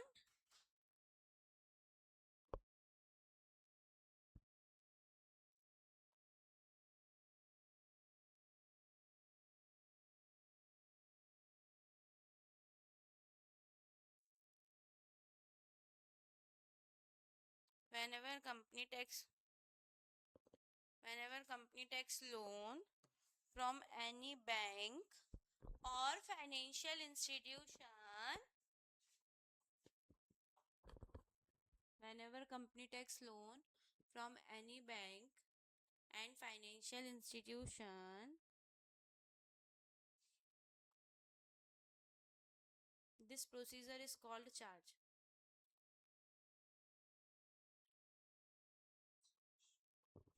Then this procedure is called charge.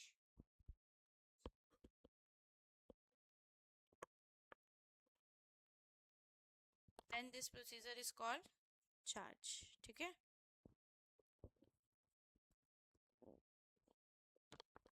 Okay. चल. Next है, लिख लो. There are two types of charge, secured or unsecured.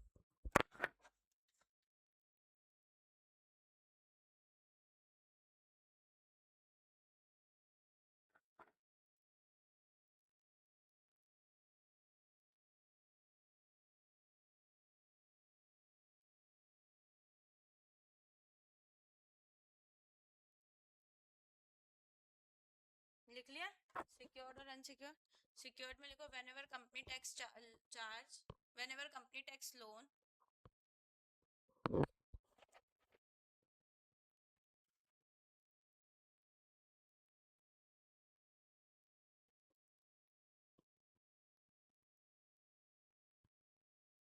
whenever company takes loan from any bank or financial institution, whenever company takes loan from any bank or financial institution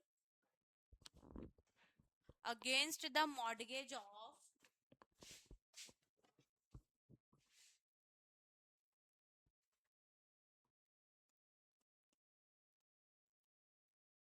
against the mortgage, mortgage का मतलब होता है गिरवी रखना, है ना? उधर की क्लास का बोर्ड ज्यादा है, उधर वाला जो यहाँ से उठा के ले गए थे. Whenever company takes loan from bank or financial institution against the mortgage of its assets, it's called secured charge.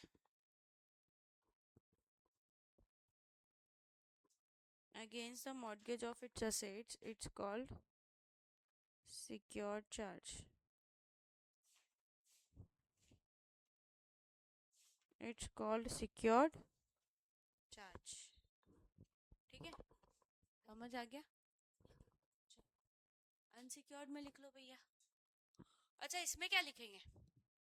Whenever company takes loan from any bank or financial institution against the mortgage of its goodwill and reputation.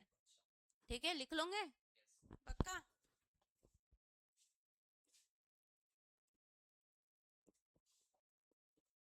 goodwill and reputation.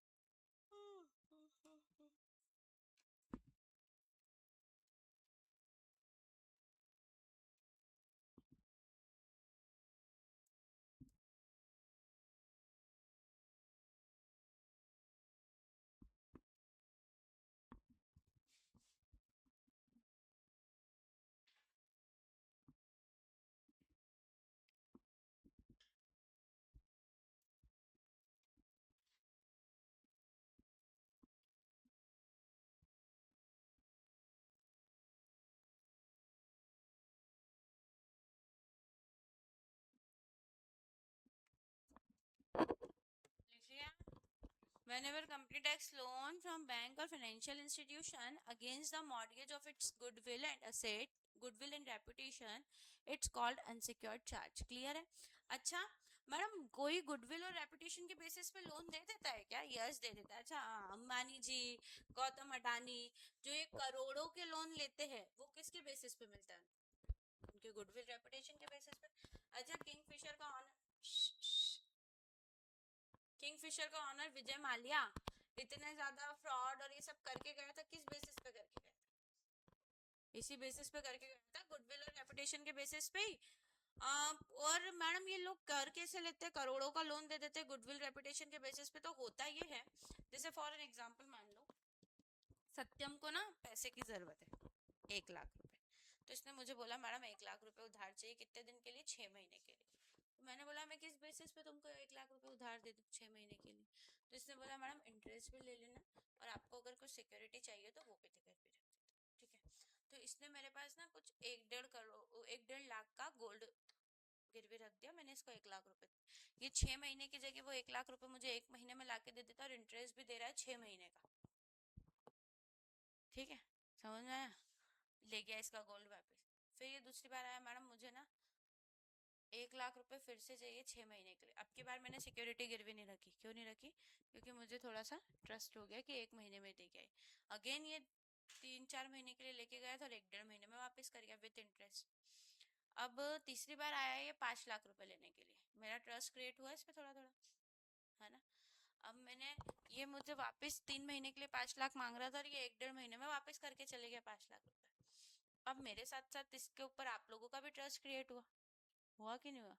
Next time इसको जरूरत पड़ी 10 लाख रुपए की, हम सब ने 2-2 लाख रुपए दे दिए इसको, है ना?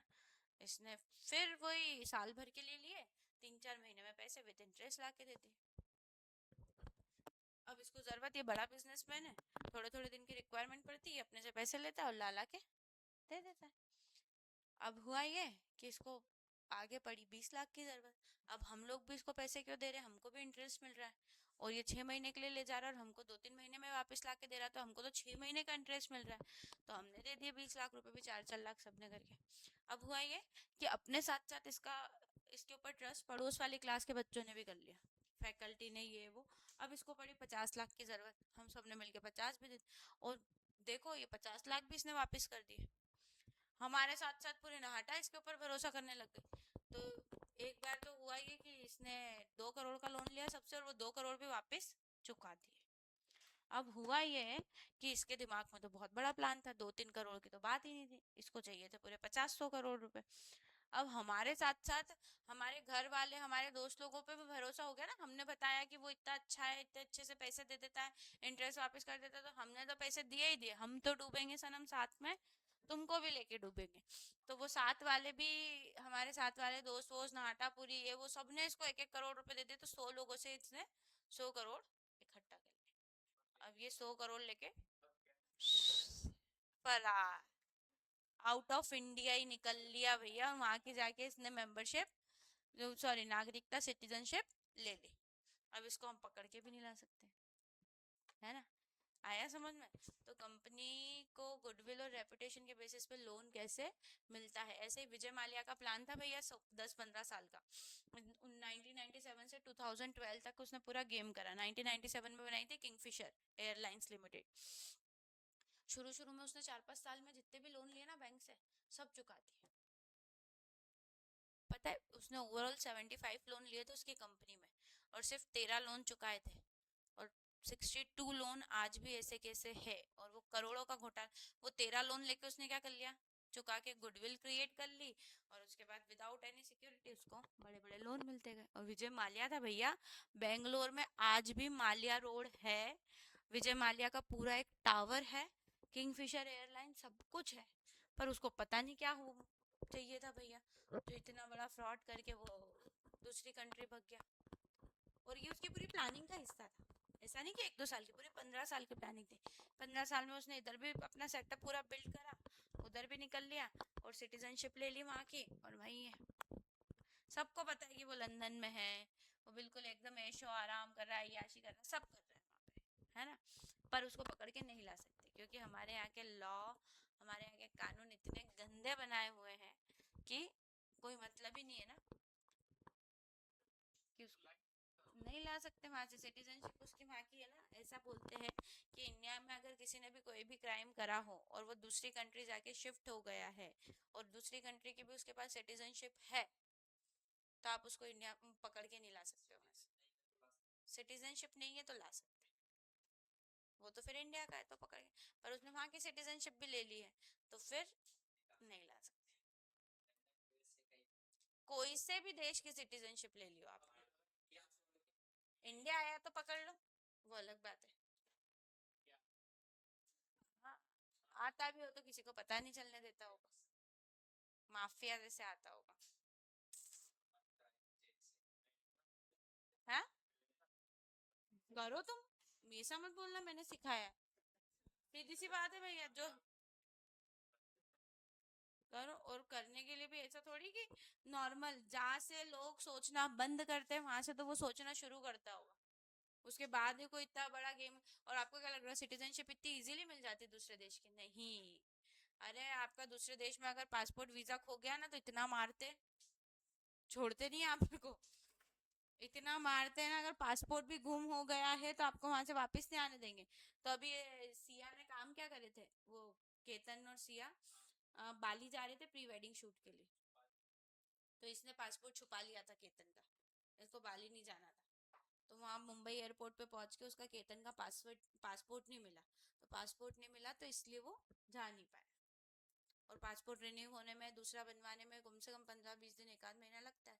और उसकी प्लानिंग थी 15-20 दिन में इसको निपटाने की। तो वाह, उसने उसका पासपोर्ट ही छुपा लिया। और ऐसा तो चलो ठीक है, यहाँ पे ही छुपा लिया मुंबई, अगर वो वहां से आते वक्त छुपा लेती तो खत्म। दोनों क्या गई, ये तो आ जाती इसके पासपोर्ट से, वो वहीं रह जाता। उसका छुपाया था ना इसने, तो यहीं से छुपा लिया था इसने। और हाँ, जूते खा रहा है जो भी पासपोर्ट बनवाने में दूसरा, जूते भी सहन हो जाते ना एक तो। और रीजन इज दैट कि वो बाल्ड था और उसने विग लगा रखी थी, ये रीजन दे रही है वो पुलिस को। ये कोई रीजन है कि मतलब उसके बाल नहीं थे, उसने वो पहनी थी तो वो मुझे ये पसंद नहीं था उसका। तो ये पसंद नहीं था तो भैया तू क्या मार ये मतलब ये कोई रीजन है कुछ तो भी, मतलब कोई सेंस ही नहीं है उसका, ऐसी बात है। तो सिटीजनशिप इतनी इजीली नहीं मिलती है। सिटीजनशिप या तो वहाँ पे आप 10 साल या उससे ज्यादा तक कंटिन्यूअसली रहते हो तब मिलती है, या फिर वहाँ की किसी लड़की से आपने शादी कर ली या किसी लड़के से शादी कर ली तो मिलती है। और यहाँ हाँ मिलती है।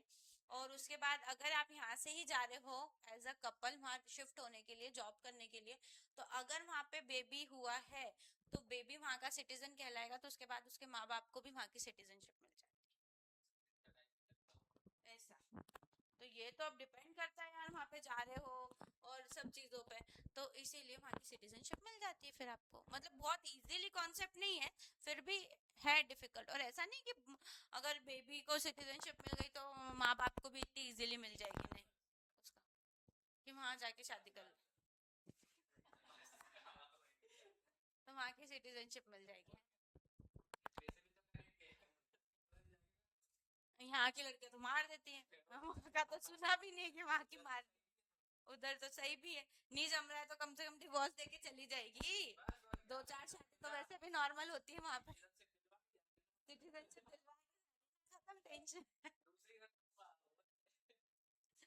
हाँ, फिर इंडिया में आके कोई समझ नहीं, इंडिया वाली से तो बहुत डर लग रहा है लोगों को।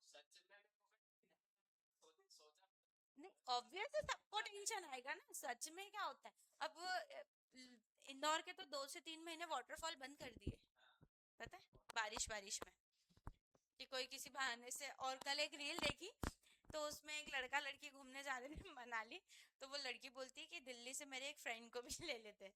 तो वो लड़का बोलता है ठीक है ले लेते हैं। फिर उसने अपने दोस्तों को फोन करा, 10-15 दोस्तों, कि तुम सब भी है ना मनाली आ जाओ, टिकट मैं बुक कर रहा हूँ। तो लड़की बोलती कि क्यों बुला रहे हो? अरे तू अपने एक दोस्त को लेके चल रही है तो कम से कम 10-15 मेरी सेफ्टी के लिए जरूरी है।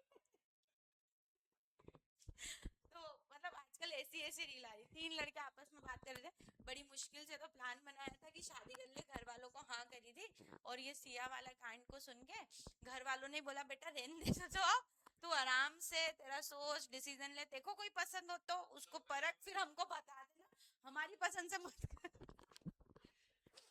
चलो ये समझ में आया, सिक्योर्ड और अनसिक्योर्ड चार्ज समझ में आ गया। वो विजय माल्या मैं आपको दिखाऊंगी भी, सही से बता नहीं रही हूँ कि 75 लोन उसने लिए थे, और इस तरीके से मैं आपको जब एमसीए पे पूरा डेटा सर्च करना सिखाऊंगी तो उसमें दिखाऊंगी कि एक्चुअल में विजय माल्या ने कितने लोन लिए और कितने करोड़ों का घोटाला करके गया। पहले तो विजय माल्या गया, फिर वो नीरव मोदी गया था। विजय माल्या ने तो खैर ऑल ओवर बैंक को लूटा था, और नीरव मोदी तो सिर्फ एक ही बैंक के साथ घोटाला करके गए थे, 11,000 करोड़ का। 11,000 करोड़ का एक ही बैंक के साथ करा था उसने, पंजाब नेशनल बैंक, नहीं पता? बीच में पंजाब नेशनल बैंक डूबने की कगार पे आ गई थी, पंजाब नेशनल बैंक का एक एम्प्लॉय उसके साथ, एक मैनेजर उसके साथ मिला हुआ था एक ब्रांच का। 11,000 करोड़ का नुकसान घोटाला करा था पंजाब नेशनल बैंक से नीरव मोदी ने। हाँ मिला होगा मैनेजर को 500 करोड़ तो मिले ही होंगे, 1,000 नहीं तो। और वो उस टाइम पे 2013, हाँ 2013 या 14 में नीरव हाँ हाँ आसानी से नहीं देते, पर एक रेपुटेशन के बाद तो दे देते हैं ना। मैनेजर के बेस पे नहीं देते तो सामने वाले के बेस पे तो देते हैं ना, उसकी प्रोफाइल तो इतनी स्ट्रांग होती होगी ना। लगता है ना, ऑनर का भी लगता है, तो 11,000 करोड़ के अगर लोन दिया है तो उसकी कम से कम 3-4 हजार करोड़ की तो प्रॉपर्टी देखी होगी ना। सब होता है सब, इजीली लोन ये वो सब, बस एक रेपुटेशन होनी चाहिए, गुडविल होनी चाहिए, इजीली सब मिल जाता है। एम्पायर होगा 7,000 करोड़ तो फिर भी वो लेके भाग गया, खत्म। बेचो करो, कितना निकाल लोगे? 100 रुपए पे 40 रुपए निकाल पाओगे? निकाल। अभी उसका भी तो यही चल रहा है, विजय माल्या का, कि हजारों करोड़ों की प्रॉपर्टी 8 7 8 साल से उसका लिक्विडेशन चल रहा है कंपनी का, एक एक करके उसके असेट्स बेच रहे हैं, और प्रॉपर्टी और जो भी लोन है उसका सेटलमेंट कर रहे हैं धीरे धीरे। अब बैंक वाले भी बोल रहे ठीक है भैया, कुछ नहीं से तो कुछ तो सही, 100 रुपए की जगह 30 रुपए 40 रुपए भी आ रहे हैं, तो वो किसके बुरे? ऐसे ही होता है ना, जब अपना कोई पैसा डूबता हुआ होता है, अपन भी देखो अपने हिसाब से, अपना कोई पैसा डूब रहा है तो अपन बोलेंगे चल एक तोड़ बट्टा कर, सेटलमेंट कर, जितना निकल रहा है उतना तो निकले। वो कहावत है, नी मामा से काना मामा अच्छा। ऐसा- इतना तो दे, वही वाली सिचुएशन चल रही है अभी, और क्या। चलो सिक्योर्ड और अनसिक्योर्ड चार्ज समझ में आया।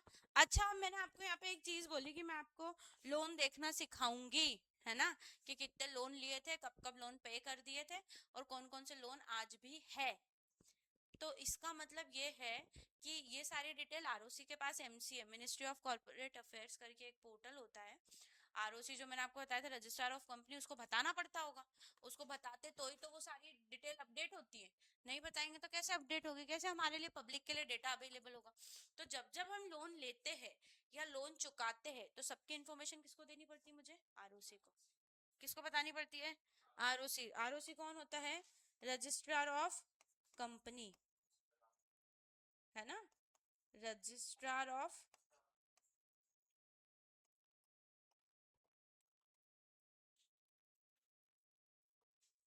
ठीक है, आरओसी मतलब रजिस्ट्रार ऑफ कंपनी, ठीक है। चलो 3 टर्म्स होती है इसमें, एक होता है, क्या तुम्हारी क्लास में पेन के कलर भी अच्छे नहीं है? नहीं है, अच्छा। क्या?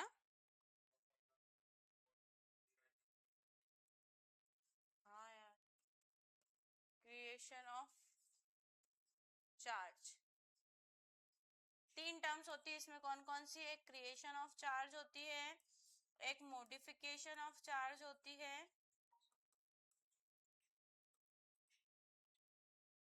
और एक सेटिस्फेक्शन ऑफ चार्ज होती है। आज तो अब तुम्हारी छुट्टी इस लेक्चर के बाद।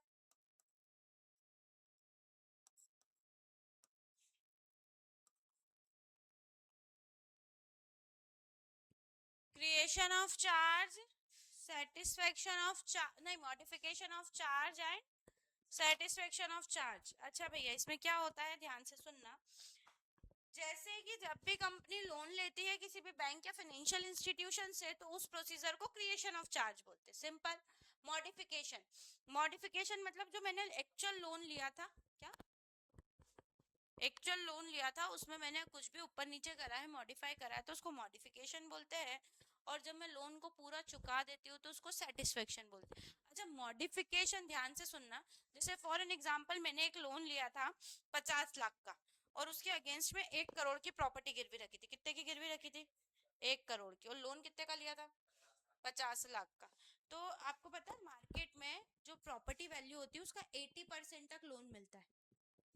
तो मैं लोन कितने का लेने के लिए एलिजिबल थी? 80 लाख का। पर मैंने अभी कितना लिया? 50 लाख का। अब मुझे ना लोन में थोड़ा सा एडिशन और करना है, 20 लाख का लोन और चाहिए। तो मैंने जो एक्चुअल लोन लिया था 50 लाख का, उसमें टॉपअप करवा लूंगी 20 लाख का। तो इसको बोलते हैं मॉडिफिकेशन ऑफ चार्ज। जब भी लोन अमाउंट में किसी भी तरीके का एडिशन या कोई सब्सट्रैक्शन होता है उसको बोलते हैं मॉडिफिकेशन। ये तो मैंने आपको एडिशन का एग्जांपल दे दिया। सब्सट्रैक्शन का ये हुआ, 50 लाख का लोन लिया था, मेरे पास अच्छा खासा प्रॉफिट हुआ, मैंने एक ही बार में कंपनी के लोन के 30 लाख रुपए चुका दिए। अब कितने का लोन बचा? 20 का। तो जो एक्चुअल लोन था उसमें से क्या हो गया? Subtraction, that is called modification. और जिस दिन मेरा लोन पूरा सेट ऑफ हो गया, पूरा मैंने लोन का पेमेंट कर दिया है, उसके बाद भी तो आरुष को बताना पड़ेगा, वो होता है सेटिस्फेक्शन ऑफ चार्ज। क्लियर है? पक्का? क्रिएशन मतलब लोन लेना, मॉडिफिकेशन मतलब लोन के अमाउंट में एडिशन सब्सट्रैक्शन करना, और सेटिस्फेक्शन मतलब लोन पूरा पे कर देना। डन? चलो क्रिएशन ऑफ चार्ज में लिखना चालू करो। Whenever company takes loan from bank, इसमें एक ही डेफिनेशन बहुत बार लिखते हैं हम। Whenever company takes loan, whenever company takes loan from bank और financial institution,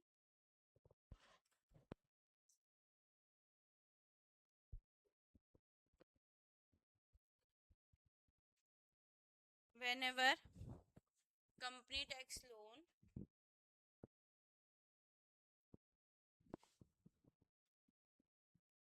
whenever company takes loan,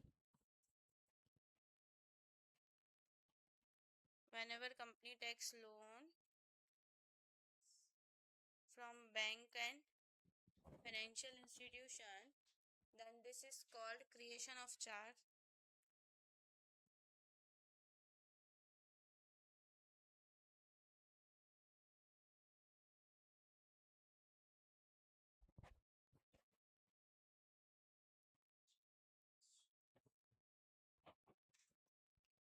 This is called creation of charge.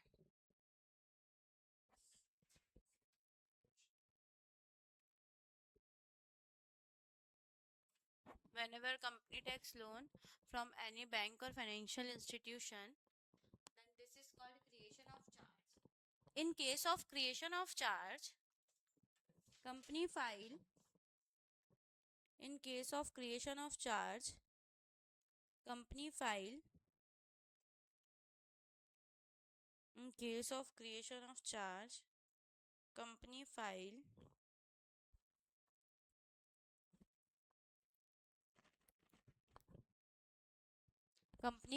CHG1,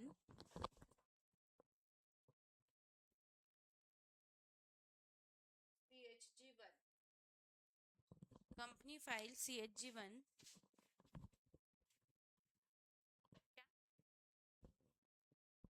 charge का आधा कर दिया CHG, इसका कोई फुल फॉर्म नहीं होता है। Company file CHG1 to the ROC within 30 days, to the ROC within 30 days from the date of, to the ROC within 30 days from the date of creation of charge, from the date of creation of charge। ठीक है? ठीक है, आज के लिए इतना ही, बाकी का पढ़ेंगे कल।